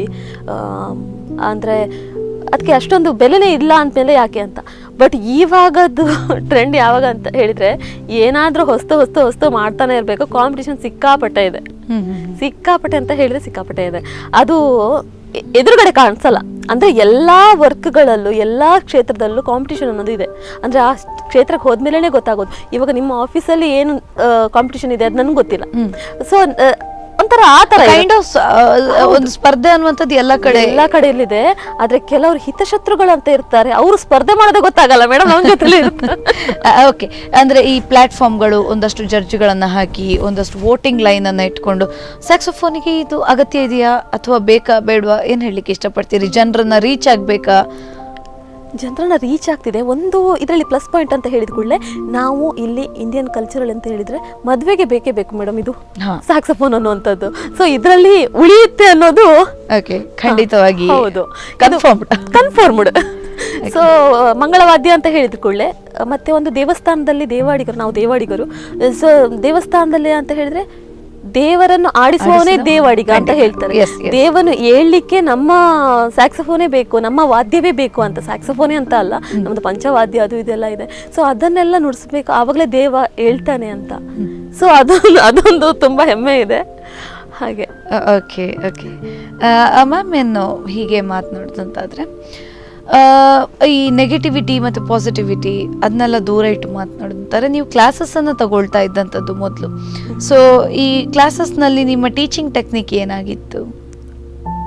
ಬರ್ತಾರೆ ಮೇಡಮ್, ಬಟ್ ಅಷ್ಟೊಂದು ಪೇಷನ್ಸ್ ಇಟ್ಕೊಂಡು ಬರೋದಿಲ್ಲ ಯಾರು. ಇವಾಗ ನಾವು ಏನು ಪೇಷನ್ಸ್ ಇಟ್ಕೊಂಡು ಕಲಿತಿದ್ದೀವಿ, ಕಲ್ತಿದ್ದೆ ಅದೆಲ್ಲ ಇವಾಗ ಅಷ್ಟೊಂದು ಇಲ್ಲ. ಬರ್ತಾರೆ, ಅಯ್ಯೋ ತುಂಬ ಕಷ್ಟ ಆಗುತ್ತಲ್ಲ ಗಾಳಿ ಹಾಕಕ್ಕೆ, ತುಂಬ ಬ್ಲೋ ಮಾಡೋಕೆ ಅಷ್ಟೊಂದು ಪೇಷನ್ಸ್ ಇರಲ್ಲ ಇವರಿಗೆ. ಹಿಡಿದುಕೊಳ್ಳೇ ಬರ್ಬೇಕು ಮೇಡಮ್ ಆ ಥರ. ಬಟ್ ಆಗಲ್ಲ. ಸಂಗೀತ ಅಂತ ಹೇಳಿದರೆ ತಪಸ್ಸು ಅನ್ನೋದು ಒಂಥರ. ನಾವು ತುಂಬ ಶ್ರಮ ಪಟ್ಟೆ ಕಲಿಬೇಕು ವಿನಃ ಒಟ್ಟಾರೆಯಾಗಿ ಅದು ಬೇಡ ಅಂತ ಅನ್ಕೊಳ್ತೀನಿ ನಾನು. ಅಂದ್ರೆ ಈ ರಿಯಾಲಿಟಿ ಶೋಗೆ ಮಕ್ಕಳನ್ನ ರೆಡಿ ಮಾಡಿದ ಹಾಗೆ ಹುಟ್ಟದ ಕೂಡ್ಲ ಬರ್ಬೇಕು. ಹೌದು ಮೇಡಮ್, ಒಂದು ಪೇಷನ್ಸ್ ಇಲ್ಲ ಅಂತ. ನಿಜ ಮೇಡಮ್. ಸೊ ಈ ಪೇಷನ್ಸ್ ಇಲ್ಲದಕ್ಕೆ ನೀವೇನಾದ್ರೂ ಮದ್ದು ಹುಡುಕಿದ್ದೀರಾ? ಆಕ್ಚುಲಿ ನಾನೇ ಪೇಷನ್ಸ್ ಇಲ್ದಳು, ಮೊದಲೇ ಪೇಷನ್ಸ್ ಇಲ್ಲ ನನಗೆ. ಬಟ್ ಅದೇ ಸ್ಟ್ರಾಂಗ್ ಒಂದು ಮನಸ್ಸಿರ್ಬೇಕು, ದೃಢ ನಿರ್ಧಾರ ಅದು ಇರಬೇಕು, ಪ್ರಯತ್ನ. ಬೆಳಿಗ್ಗೆ ಬೇಗ ಎದ್ದೇಳಿ, ಯಾವಾಗ ಕರೆಕ್ಟ್ ಆಗುತ್ತೆ ಟೆಕ್ನಿಕ್ಸ್ ಎಲ್ಲ ಬರುತ್ತೆ. ಯಾರು ಇರಲ್ಲ. ನನ್ನ ಪಕ್ಕದ ಮನೆಯವ್ರು ಏನು ಹೇಳ್ತಾರ ಅಂತ ಹೇಳಿದರೆ, ಹೇ ನೀವು ಯಾಕೆ ಇವತ್ತು ಪ್ರಾಕ್ಟೀಸ್ ಒಂದು ದಿವಸ ಮಾಡಿಲ್ಲ ಅಂತ ಹೇಳಿದರೆ, ಯಾಕೆ ಮಾಡಿಲ್ಲ ಅಂತ ಹೇಳ್ತಾರೆ. ನಾನು ಕೇಳ್ಕೊಂಡು ಎಲ್ಲ ಕೆಲಸ ಮಾಡ್ತೀನಿ, ಮನೆ ಕೆಲಸ ಎಲ್ಲ ಅಂತ ಪಕ್ಕದ ಮನೆಯವ್ರು ಹೇಳೋದು. ನನಗೆ ಅದೊಂದು ಇನ್ಸ್ಪಿರೇಷನು. ಇವಾಗಲೂ ನೆನಪಿದೆ ಅದೆಲ್ಲ. ಸ್ಟಾರ್ಟಿಂಗ್ ಎಲ್ಲ ಹೇಳಿರೋದು, ಯಾಕೆ ಪ್ರಾಕ್ಟೀಸ್ ಮಾಡಲ್ಲ, ಬೆಳಿಗ್ಗೆ ಬೇಗ ಎದ್ದು ಪ್ರಾಕ್ಟೀಸ್ ಮಾಡ್ತಿದ್ದೆ. ಇವಾಗ ಒಂದು ಸ್ವಲ್ಪ ಅದೇ ಹೇಳಿದ್ನಲ್ಲ, ಎಸ್ ಇಲ್ಲ ಅಂತ ಹೇಳಿದರೆ ತುಂಬ ಬೇಗನೆ. ನಿಮ್ಮ ಈ ಪ್ರಾಕ್ಟೀಸ್ನ ವಿಚಾರವಾಗಿ ಮತ್ತಷ್ಟು ಮಾತನಾಡೋಣ, ಆದರೆ ಒಂದು ಚಿಕ್ಕ ಬ್ರೇಕ್ನ ನಂತರ. ಮನಸ್ವಿನಿ ಮನದಾಳದ ಮಾತಿನಲ್ಲಿ ಒಂದು ಚಿಕ್ಕ ಬ್ರೇಕ್ನ ನಂತರ ಮಾತು ಮುಂದುವರಿಯುತ್ತೆ.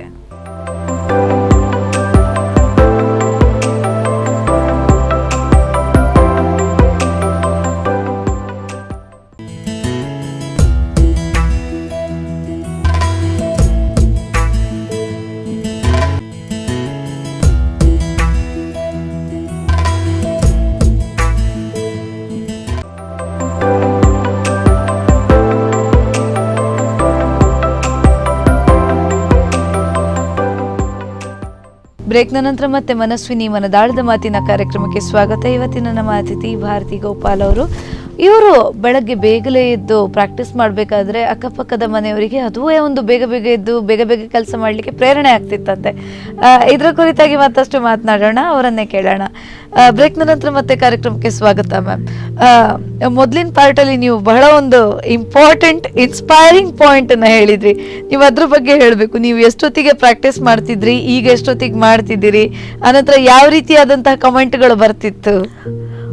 ಮೊದಲು ತುಂಬ ಬೇಗ ಅಂತ ಹೇಳಿದರೆ, ಅಲ್ರಾಮ್ ಇಟ್ಟು ಅಲ್ರಾಮ್ ಆಗೋದ್ರ ಮುಂಚೆನೇ ನಾನು ಎದ್ದು ಪ್ರಾಕ್ಟೀಸ್ ಮಾಡೋದು. ತುಂಬ ಇನ್ಸ್ಪಿರೇಷನು ಅಂತ ಹೇಳಿದರೆ ಅಲ್ರಾಮೇ ನನಗೆ ಇನ್ಸ್ಪೈರು, ಬೇಗ ಎದ್ದೇಳು, ಇದು ಪ್ರಾಕ್ಟೀಸ್ ಮಾಡು ಅಂತ.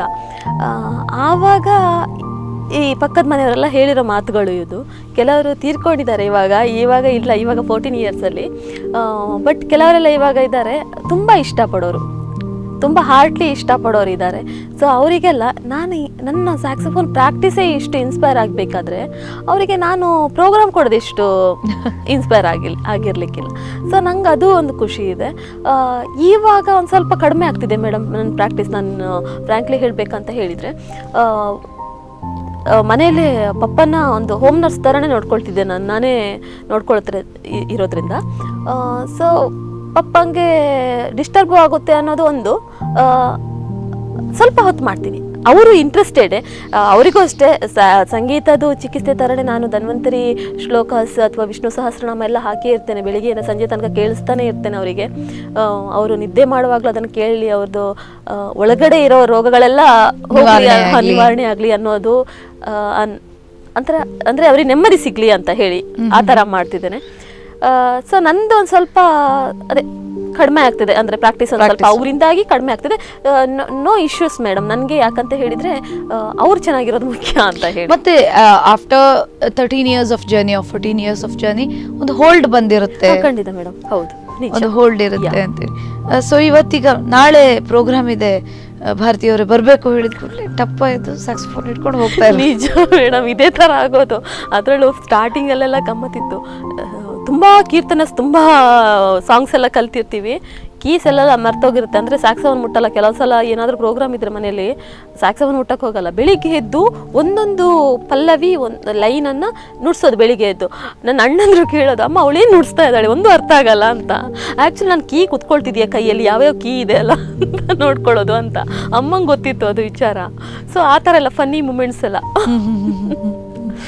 ಓಕೆ, ಈ ಜನಗಳು ಈ ನೀವು ಕಾರ್ಯಕ್ರಮ ಕೊಡುವಾಗ ಹೆಚ್ಚಾಗಿ ರಿಕ್ವೆಸ್ಟ್ ಮಾಡುವಂತಹ ಸಾಂಗ್ಗಳಾಗ್ಲಿ ಕೀರ್ತನೆಗಳಾಗ್ಲಿ ಯಾವುದು? ಹೆಚ್ಚಾಗಿ ನಿಜವಾಗಿ ಭಕ್ತಿಗೀತೆಗಳನ್ನು ತುಂಬ ಇಷ್ಟಪಡ್ತಾರೆ. ಆನಂತರ ರಂಜನಿ, ರಾಗಮಾಲಿಕ ಎಲ್ಲ ಇಷ್ಟಪಡ್ತಾರೆ. ತುಂಬ ಕೆಲವರು ಅಂತ ಹೇಳಿದರೆ ಓಲ್ಡ್ ಸಾಂಗ್ಸ್ ಎಲ್ಲ ಇಟ್ಕೊಂಡು ನಿಜವಾಗ್ಲೂ ಓಲ್ಡೇ ಇಷ್ಟ ಆಗೋದು ಎಲ್ರಿಗೂ. ನೀವು ಅಂತ ಕೇಳೋದು ತುಂಬ ಕಡಿಮೆ. ಓಕೆ, ಹಾಂ, ಮೊನ್ನೆ ಅಷ್ಟೇ ಇತ್ತೀಚೆಗೆ ಸಾಂಗ್ಲಿಗೆ ಹೋದೆ. ಇವತ್ತಷ್ಟೇ ಇನ್ನೊಬ್ರು ಡಾಕ್ಟರ್ ಫ್ಯಾಮಿಲಿ ಫಂಕ್ಷನಿಗೆ ಹೋಗಿದ್ದೆ. ಎಷ್ಟು ರೆಸ್ಪಾನ್ಸ್ ಚೆನ್ನಾಗಿ ಬಂತ ಅಂತ ಹೇಳಿದರೆ, ನಿಜವಾಗ್ಲೂ ಅವರು ಏನೋ ಅನ್ಕೊಂಡಿದ್ದಾರೆ ಮೇಡಮ್, ನಾನು ಎಲ್ಲೋ ಇದ್ದೀನಿ, ಏನೋ ದೊಡ್ಡ ಸ್ಟಾರ್ ಅಂತ ಅನ್ಕೊಂಡಿದ್ದಾರೆ, ಅಷ್ಟು ರೆಸ್ಪಾನ್ಸ್ ಬರ್ತಿದೆ. Okay okay. ಸೊ ಅಲ್ಲಿಯೂ ಕೂಡ ಕೀರ್ತನೆಗಳು ಅಥವಾ? ಹೌದು ಮೇಡಮ್, ನಾನು ಆ್ಯಕ್ಚುಲಿ ವೆಸ್ಟರ್ನ್ ಮಾಡ್ಬೋದಿತ್ತು ಅಲ್ಲಿ ಹೋಗಿ. ಬಟ್ ನಮಗೆ ನನ್ನ ಸಂಸ್ಕೃತಿಯನ್ನು ಅಲ್ಲಿಗೆ ತಗೊಂಡು ಹೋಗಿ ಅವರಿಗೂ ಗೊತ್ತಾಗಬೇಕು. ಆ್ಯಕ್ಚುಲಿ ನಾನು ಅವ್ರಿಗೇನು ಇಷ್ಟ ಅದನ್ನು ಮಾಡ್ತೀವಿ, ಓಕೆ, ಫಿಲ್ಮ್ ಸಾಂಗ್ಸ್ ನುಡಿಸ್ತೀವಿ. ಬಟ್ ನಮ್ಮದು ಅವ್ರು ಕೇಳಿ ಅಲ್ಲ, ಅದನ್ನು ಉಳಿಸೋ ಪ್ರಯತ್ನ ನಾವೇ ಮಾಡಬೇಕು. ಖಂಡಿತ ನೋಡ. ಸೊ ಅದಕ್ಕೋಸ್ಕರ ನಾನು ತವಿಲನ್ನು ಕರ್ಕೊಂಡು ಹೋಗಿದ್ದೆ. ತಮಿಳ್ನಾಡಿಂದ ತವಿಲನ್ನು ಕರೆಸಿದ್ದೆ, ಅವರು ನುಡಿಸಿದ್ರು. ಸೊ ಓವರ್ ಆಲ್ ಇಷ್ಟ ಆಯ್ತು. ನಾನು ಕ್ಲಾಸಿಕಲ್ಲು ಪ್ಲೇ ಮಾಡಿದೆ, ಫಿಲ್ಮ್ ಸಾಂಗ್ಸ್ ಪ್ಲೇ ಮಾಡಿದೆ, ಎರಡೂ ಇಷ್ಟ ಆಯಿತು. ಸರ್ ಫಿಲ್ಮ್ ಸಾಂಗ್ಸ್ ಯಾರು ಪ್ಲೇ ಮಾಡ್ತಾರೆ ಅಂತ ಹೇಳಿ, ಕೀರ್ತನೆ ನನ್ನ ಗುರುಗಳು ಹೇಳಿಕೊಟ್ಟದೆಲ್ಲ ತೋರಿಸ್ಬೇಕಲ್ಲ ಮೇಡಮ್, ಅವ್ರಿಗೆ ಇಷ್ಟ ಆಯ್ತು. ಓಕೆ ಮ್ಯಾಮ್, ನೀವು ತುಂಬಾ ಎಂಜಾಯ್ ಮಾಡುವ ಸಾಂಗ್ ಯಾವುದು? ಯಾವ್ದಾದ್ರು ಪರ್ಟಿಕ್ಯುಲರ್ ಆಗಿದೆಯಾ? ಎಲ್ಲ ಪ್ರಕಾರಗಳಲ್ಲಿ ಎಲ್ಲನೂ ಇಷ್ಟ ಆಗುತ್ತೆ. ಅಂದ್ರೆ ಇದು ಅಂತ ಹೇಳಿದ್ರೆ ತುಂಬಾ ಖುಷಿ ಪಟ್ಟು ಎಲ್ಲಾದ್ರೂ ಬೇಸರದಲ್ಲಿದ್ದಾಗ ಇದನ್ನೇ ನುಡಿಸುವ ಅನ್ನುವಂಥದ್ದು ಯಾವ್ದಾದ್ರು ಇದೆಯಾ? ಆ ಥರ ಏನೂ ಇಲ್ಲ ಮೇಡಮ್, ಎಲ್ಲನೂ ಇಷ್ಟ ಆಗುತ್ತೆ. ಸ್ಯಾಕ್ಸೋಫೋನ್ ಅಂತ ಹೇಳಿದ್ರೆ ಮೈಂಡ್ ರಿಲ್ಯಾಕ್ಸ್ ಆಗುತ್ತೆ ಮೇಡಮ್. ತುಂಬಾ ಸ್ಟ್ರೆಸ್ ಇರುತ್ತೆ ಕೆಲವು ಸರಿ, ಆವಾಗ ಸ್ಯಾಕ್ಸೋಫೋನ್ ಇಷ್ಟ ಆಗುತ್ತೆ. ಸ್ಟ್ರೆಸ್ ಆದಾಗ ನೀವು? ಹೌದು, ಸ್ಯಾಕ್ಸೋಫೋನ್ ನುಡಿಸ್ಲಿಕ್ಕೆ ಕೂತ್ಕೊಳ್ತೀನಿ. ತುಂಬಾ ಭಾವಗೀತೆ ಎಲ್ಲ ಕೇಳ್ಕೊಂಡು ಇರ್ತೇನೆ ನಾನು. ತುಂಬಾ ನನ್ನ ಫ್ರೆಂಡ್ಸ್ ಎಲ್ಲ ಇದ್ದಾರೆ, ಭಾವಗೀತೆ ಎಲ್ಲ ಕಳಿಸ್ತಾ ಇರ್ತಾರೆ. ಸೊ ಅದನ್ನೆಲ್ಲ ಕೇಳಿಸ್ಕೊಳ್ತಾ ಇರ್ತೇನೆ. ಓಕೆ, ಭಾರತೀಯವರೇ, ನೀವು ಸೀರಿಯಲ್ ಅಲ್ಲೂ ಆಕ್ಟ್ ಮಾಡಿರುವಂಥದ್ದು, ಭರತನಾಟ್ಯ ಆರ್ಟಿಸ್ಟ್ ಕೂಡ ಹೌದು ನೀವು. ಸೊ ಈ ಸೀರಿಯಲ್ನ ಕುರಿತಾಗಿ ಕಂಪ್ಲೀಟ್ ಆಗಿ ಹೇಳಬೇಕು ನಮಗೆ. ಓಕೆ, ಇದೊಂದು ನಿಜವಾಗ್ಲೂ ಒಳ್ಳೆ ವಿಚಾರ ನೀವು ಹೇಳಿದ. ನೆನ್ಪು ಮಾಡಿದ ಒಳ್ಳೆಯದಾಯಿತು. ಮೊನ್ನೆ ಅಷ್ಟೇ ಕಳೆದ ತಿಂಗಳು ರಿಲೀಸ್ ಆಯಿತು, October 21st ಭವಾನಿ ಕ್ರಿಯೇಷನ್ಸ್ ಅವ್ರದ್ದು ಕಟೀಲು ಶ್ರೀ ದೇವಿ ಚರಿತೆ ಅನ್ನೋದು DD ಚಂದನದಲ್ಲಿ ಬರ್ತಾ ಇದೆ. 12ರಿಂದ 12:30 ತನಕ ಬರ್ತಾ ಇದೆ. ಇದರ ಬಗ್ಗೆ ಹೇಳಬೇಕಂತ ಹೇಳಿದರೆ, ಇವಾಗ ಗುರುಕುಲದ ಸೀನ್ ಆಗ್ತಿದೆ ಮೇಡಮ್. ಇದೇ ಅಂತ ಹೇಳಕ್ಕೆ ನನಗೂ ಪರ್ಟಿಕ್ಯುಲರ್ ಆಗಿ ಏನು ಅಷ್ಟೊಂದು ಜ್ಞಾನ ಇಲ್ಲ. ಯಾಕಂತ ಹೇಳಿದ್ದು ಕಂಪ್ಲೀಟ್ ಆಗಿ ಕಟೀಲು ಶ್ರೀ ದೇವಿಯ ಚರಿತೆ, ಫುಲ್ಲು ಡೀಟೇಲ್ ನಿಮಗೆ ಸಿಗುತ್ತೆ. ನಮಗೆ ಸೌತ್ ಕೇಂದ್ರದವರಿಗೆ ನಾವು ಎಷ್ಟು ಇಂಪಾರ್ಟೆಂಟ್ ಅಂತ ಹೇಳಿ ದೇವಿ ಅಂತ ಹೇಳಿ. ಸೊ ಅದರಲ್ಲಿ ನಾನು ಚಿಕ್ಕ ಒಂದು ಪಾತ್ರ ಮಾಡ್ತಾ ಇದ್ದೇನೆ. ಸ್ಟಾರ್ಟಿಂಗಲ್ಲಿ ಒಂದೊಂದೇ ಬರ್ತಾ ಇದೆ ನೋಡಿ. ಇವಾಗ ನಾಡಿದ್ದು ಸಂಡೇ ನೋಡಿ ನೀವು, ಇವಾಗ 12ರಿಂದ 12:30 ಚಂದ್ರಹಾಸಾಳು ಅವರು ಏನೆಲ್ಲ ಸರ್ಕಸ್ ಮಾಡಿ ನನಗೆ ಕಲಿಸ್ತಾ ಇದ್ದಾರೆ. ಅಂದ್ರೆ ಆಕ್ಟಿಂಗ್ ನನಗೆ ಬರಲ್ಲ ಮೇಡಮ್, ನಿಜವಾಗ್ಲೂ ನಾನು ಆಕ್ಟರ್ ಅಲ್ಲ. ಬಟ್ ತುಂಬಾ ಕಷ್ಟಪಡ್ಬೇಕು ಅವರೇ ಅಂತ ಅನ್ಕೊಳ್ತೀನಿ ನಾನು, ನನಗೆ ಬರಲ್ಲ. ಬಟ್ ಅವ್ರಿಗೇನು ಅದರಲ್ಲಿ ರೀಚ್ ಆಗಬೇಕು, ಅಂದ್ರೆ ಆಕ್ಟಿಂಗ್ ಎಷ್ಟು ರೀಚ್ ಆಗಬೇಕು ಅಷ್ಟೊಂದು ತುಂಬಾ ಪ್ರಯತ್ನ ಪಟ್ಟು ರೀಚ್ ಮಾಡಿಸಿದ್ದಾರೆ. ಅವರಿಗೆ ಬೇಕಾದ ಒಂದು ಆಪ್ಟಿಮಮ್ ಲೆವೆಲ್ಗೆ ಕರ್ಕೊಂಡು ಹೋಗ್ತಾರೆ ಮೇಡಮ್. ತುಂಬಾ ನಾವು ಏನ್ ಅನ್ಕೊಳ್ತೀವಿ, ಇವಾಗ ನಾನು ನಿಮ್ಮ ಹತ್ರ ಮಾತಾಡ್ತೀನಿ, ಇದು ಕಡಿಮೆ ಆಗುತ್ತಂತೆ ವಾಯ್ಸ್. ನಿಜವಾಗಿ ಜಾಸ್ತಿ ಮಾತಾಡಬೇಕು, ಶಾರ್ಪ್ ಕೊಡಬೇಕು. ಅದೆಲ್ಲ ನಮ್ಮ ಸ್ಯಾಕ್ಸೋಫೋನ್ ಫೀಲ್ಡಲ್ಲಿ ಇತ್ತು, ಹೀಗೆ ಮಾತಾಡುವಾಗ ಇರ್ತಿರ್ಲಿಲ್ಲ. ಸೊ ಇದನ್ನೆಲ್ಲ ಅವರೆಲ್ಲ ಕಲಿಸಿದ್ದಾರೆ. ಒಂದು Okay. ಪೇಷನ್ಸ್ ಇದೆ ಅವರಿಗೂ ಅಷ್ಟೇ, ನಾನು ಅಷ್ಟೇ. ತುಂಬ ಏನು ಆ್ಯಕ್ಟಿಂಗ್ ಫೀಲ್ಡಲ್ಲೇ ಇರಬೇಕು ಅನ್ನೋದೇನಿಲ್ಲ. ತುಂಬ ಆಫರ್ಸ್ ಬಂದಿತ್ತು ನನಗೆ, ಇಷ್ಟರವರೆಗೂ ತುಂಬ ಆಫರ್ಸ್ ಬಂದಿದೆ. ಬಟ್ ನನ್ನ ಪಪ್ಪ ಅಮ್ಮ ನಂಬಿರೋ ದೇವರು ಇದು ಕಟೀಲು ಶ್ರೀದೇವಿ. ಸೊ ಅದಕ್ಕೋಸ್ಕರ ನಾನು ಓಕೆ ಅಂದಿದ್ದೇನೆ. ಇದನ್ನ ಡಿನೈ ಮಾಡ್ಲಿಕ್ಕೆ ಆಗಿಲ್ಲ. ಖಂಡಿತ ನನಗೆ ತುಂಬಾ ಒಂದು ದೇವಿ ಅಂದ್ರೆ ನವದುರ್ಗೆಯರಲ್ಲಿ ನಾನು ಒಬ್ಳಾಗಿ ಕಾಣಿಸ್ಕೊಳ್ತೀನಿ ಮುಂದಿನ ದಿನಗಳಲ್ಲಿ. ಇವಾಗ ಜಸ್ಟ್ ಗುರುಕುಲದ ಸೀನ್ ಆಗ್ತಿದೆ, ನಾನೊಬ್ಳು ಗುರುಗಳ ಮೇನ್ ಶಿಷ್ಯೆಯಾಗಿ ನಾನು ಆಕ್ಟ್ ಮಾಡ್ತಾ ಇದ್ದೇನೆ. ಎಲ್ಲರೂ ನೋಡಿ ಸೀರಿಯಲ್ ಅನ್ನ. ನಾಡಿದ್ದು ಸಂಡೇ ಬರ್ತಾ ಇದೆ 12ರಿಂದ 12:30 ತನಕ. ನೀವು ನೋಡಿ ಮೇಡಮ್. ಖಂಡಿತ ನಾವು ಮಿಸ್ ಮಾಡೋದಿಲ್ಲ ಮ್ಯಾಮ್. ಓಕೆ, ನೀವು ಜಿಲ್ಲಾ ರಾಜ್ಯೋತ್ಸವ ಪ್ರಶಸ್ತಿ ಪುರಸ್ಕರ್ತರು. ನಿಮಗೂ ಸಾಕಷ್ಟು ನೆಗೆಟಿವ್ ಪಾಯಿಂಟ್ಸ್ಗಳು ಕಮೆಂಟ್ಗಳು ಬಂದಿರುವಂಥದ್ದು, ನೀವು ಅದನ್ನು ಕೇರ್ ಮಾಡೋದಿಲ್ಲ ಅಂತಲೂ ಹೇಳಿರುವಂಥದ್ದು. Ma'am, as a lady, as a women, ಈ ಮನಸ್ವಿನಿ ಮನದಾಳದ ಮಾತಿನ ಕಾರ್ಯಕ್ರಮದಲ್ಲಿ ಎಲ್ಲ ಮಹಿಳೆಯರಿಗೆ ನೀಡುವಂತಹ ಅಂತಿಮ ಮೆಸೇಜ್ ಏನು? ಮೊದಲು ನೀವು ಏನು ಮಾಡ್ತಿದ್ದೀರಾ ಅಂತ ತಿಳ್ಕೊಳ್ಳಿ ಫಸ್ಟು ಅಂತ. ಯಾವ ಥರ ಇರಬೇಕು ಅಂದರೆ ಗುರಿ ಏನಿದೆ ನೀವು ಇಟ್ಕೊಳ್ತೀರಾ, ಅದಕ್ಕೆ ನೀವು ತುಂಬ ಪ್ರಾಮಾಣಿಕ, ಬಿ ಹಾನೆಸ್ಟ್. ಪರ್ಫೆಕ್ಟ್ ಅಂತ ಹೇಳಲ್ಲ ನಾನು ಯಾವಾಗಲೂ, ನಾನು I am not A perfect, but I am honest. ಯಾವತ್ತೂ ಅಷ್ಟೇ, ನಾವು ಏನೋ ಒಂದು ಯಾವುದೇ ಒಂದು ಕೆಲಸಕ್ಕೆ ನಾವು ಹಾನೆಸ್ಟ್ ಆಗಿರಬೇಕು ಅಂತ ಫಸ್ಟಿಗೆ. ಏನೋ ಅದನ್ನು ನೆಗ್ಲೆಕ್ಟ್ ಮಾಡೋದಾಗಲಿ, ಇವಾಗ ಯಾರ್ದೋ ಮಾತು ಕೇಳಿ ನಾವು ನೆಗ್ಲೆಕ್ಟ್ ಮಾಡಬಾರ್ದು ಯಾವುದೇ ಒಂದು ವಿಷಯನ. ಓಕೆ, ನಮ್ಮದು ಗುರಿ ನಮ್ಮ ದೃಢ ನಿರ್ಧಾರದ ಮೇಲೆ ನಿಂತ್ಕೊಂಡಿದೆ. ಯಾವಾಗಲೂ ಅಷ್ಟೇ ಆ ಕನಸನ್ನು ನಾವು ಫಾಲೋ ಮಾಡ್ತಾ ಇದ್ದರೆ ನಾವು ಒಳ್ಳೆ ಸಾಧನೆ ಮೆಟ್ಟಿಲನೇ ಇರೋದಂತೂ ಖಚಿತ. ಹಾರ್ಡ್ ವರ್ಕ್ ಮಾಡಬೇಕು, ದೃಢ ನಿರ್ಧಾರ, ಪ್ರಯತ್ನ, ಇದೆಲ್ಲ ಅಂತ ಹೇಳಿದರೆ ಲಾಸ್ಟಿಗೆ ಕಂಪ್ಲೀಟಾಗಿ ಏನೋ ನಾವು ದೊಡ್ಡ ಸ್ಟಾರ್ ಆಗೋ ಮಟ್ಟ ಗುರಿಯನ್ನು ಇಟ್ಕೊಳ್ಬಾರ್ದು. ನಿಜವಾಗ್ಲೂ ಹೇಳ್ತೀನಿ, ಹಂತವಾಗಿ ಮೇಲೆ ಇರಬೇಕು. ಎವ್ರಿ ಸ್ಟೆಪ್ಪಲ್ಲಿ ನಾವು ಅನುಭವನ ಪಡ್ಕೊಂಡು ಮೇಲೆ ಹೋಗ್ಬೇಕು ಮೇಡಮ್. ಇಷ್ಟೇ. ತುಂಬ ಅಂದರೆ ನನಗೆಲ್ಲನೂ ಗೊತ್ತಿದೆ, ನಾನೆಲ್ಲ ಇಲ್ಲ, ನಾವು ಇನ್ನೂ ತಿಳ್ಕೊಳ್ಬೇಕಿದೆ. ಯಾರೂ ಪರ್ಫೆಕ್ಟ್ ಯಾರೂ ಇಲ್ಲ ಈ ಜಗತ್ತಲ್ಲಿ, ಯಾರೂ ಇಲ್ಲ. ಎಲ್ಲರೂ ನೋಡಿ, ನೀವು ಲತಾ ಮಂಗೇಶ್ಕರ್ ಕೇಳಿ, ನೀವು ಆಶಾ ಭೋಸ್ಲೆ ಅಥವಾ ಯಾರೇ ಆಗಿರಲಿ, ಈ ಕಸ್ತೂರಿ ಶಂಕರ್ ಆಗಿರಲಿ ಅಥವಾ ಯಾರೇ ಹೇಳಿ, ಅವ್ರ ಹತ್ರ ಕೇಳಿ ನೀವು, ಜಸ್ಟ್ ಹಿನ್ನೆಲೆ ಗಾಯಕರ ಹತ್ರ. ನಿಮಗೆಲ್ಲ ಗೊತ್ತಂತ ಹೇಳಿದ್ರೆ, ಇಲ್ಲಮ್ಮ ಇನ್ನೂ ಕಲಿಬೇಕಾಗ್ತಿದೆ ಅಂತ ಹೇಳ್ತಾರೆ ಅವರು. ಸೊ ಅಂಥವ್ರನ್ನ ನೋಡ್ಕೊಂಡು ನಾವು ಬದುಕಬೇಕು.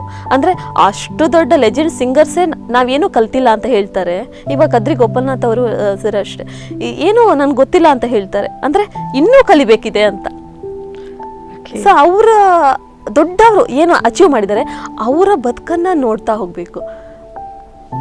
ಈಸಿಯಾಗಿ ಸಿಕ್ಕಿದ್ದಲ್ಲ ಯಾವುದು. ಅಂದರೆ ಎಲ್ರಿಗೂ ಅಷ್ಟೇ, ಏನು ಸಾಧನೆ ಮಾಡಿದ್ದಾರೆ ಅವ್ರ ಬದುಕು ನಿಜ ಹೇಳಬೇಕಂತ ಹೇಳಿದರೆ ಯಾರ ಬದುಕು ಈಸಿಯಾಗಿ ಬಂದಿರುವಂಥದ್ದಲ್ಲ. ಅದನ್ನೊಂದು ನಾವು ತಿಳ್ಕೊಳ್ಬೇಕು. ಕಷ್ಟಪಡಬೇಕು, ಕಷ್ಟಪಟ್ಟರೆ ಮಾತ್ರ ನಾವು ಒಳ್ಳೆ ಸ್ಟೇಜ್ ರೀಚ್ ಆಗೋಕ್ಕೆ ಸಾಧ್ಯ. ಬಿ ಹಂಬಲ್ ಅಂತ ಹೇಳಿ. Yes ma'am.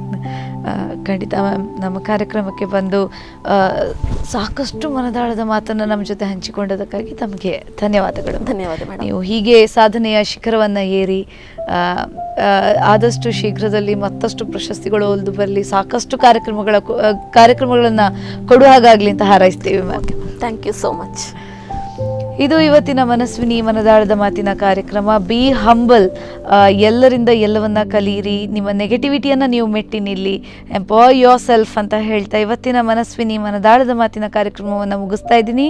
ನಿರಂತರ ಸುದ್ದಿ ಹಾಗೂ ಮನೋರಂಜನೆಗಾಗಿ ನೋಡ್ತಾ ಇರಿ ಸ್ಪಂದನಾ ನ್ಯೂಸ್.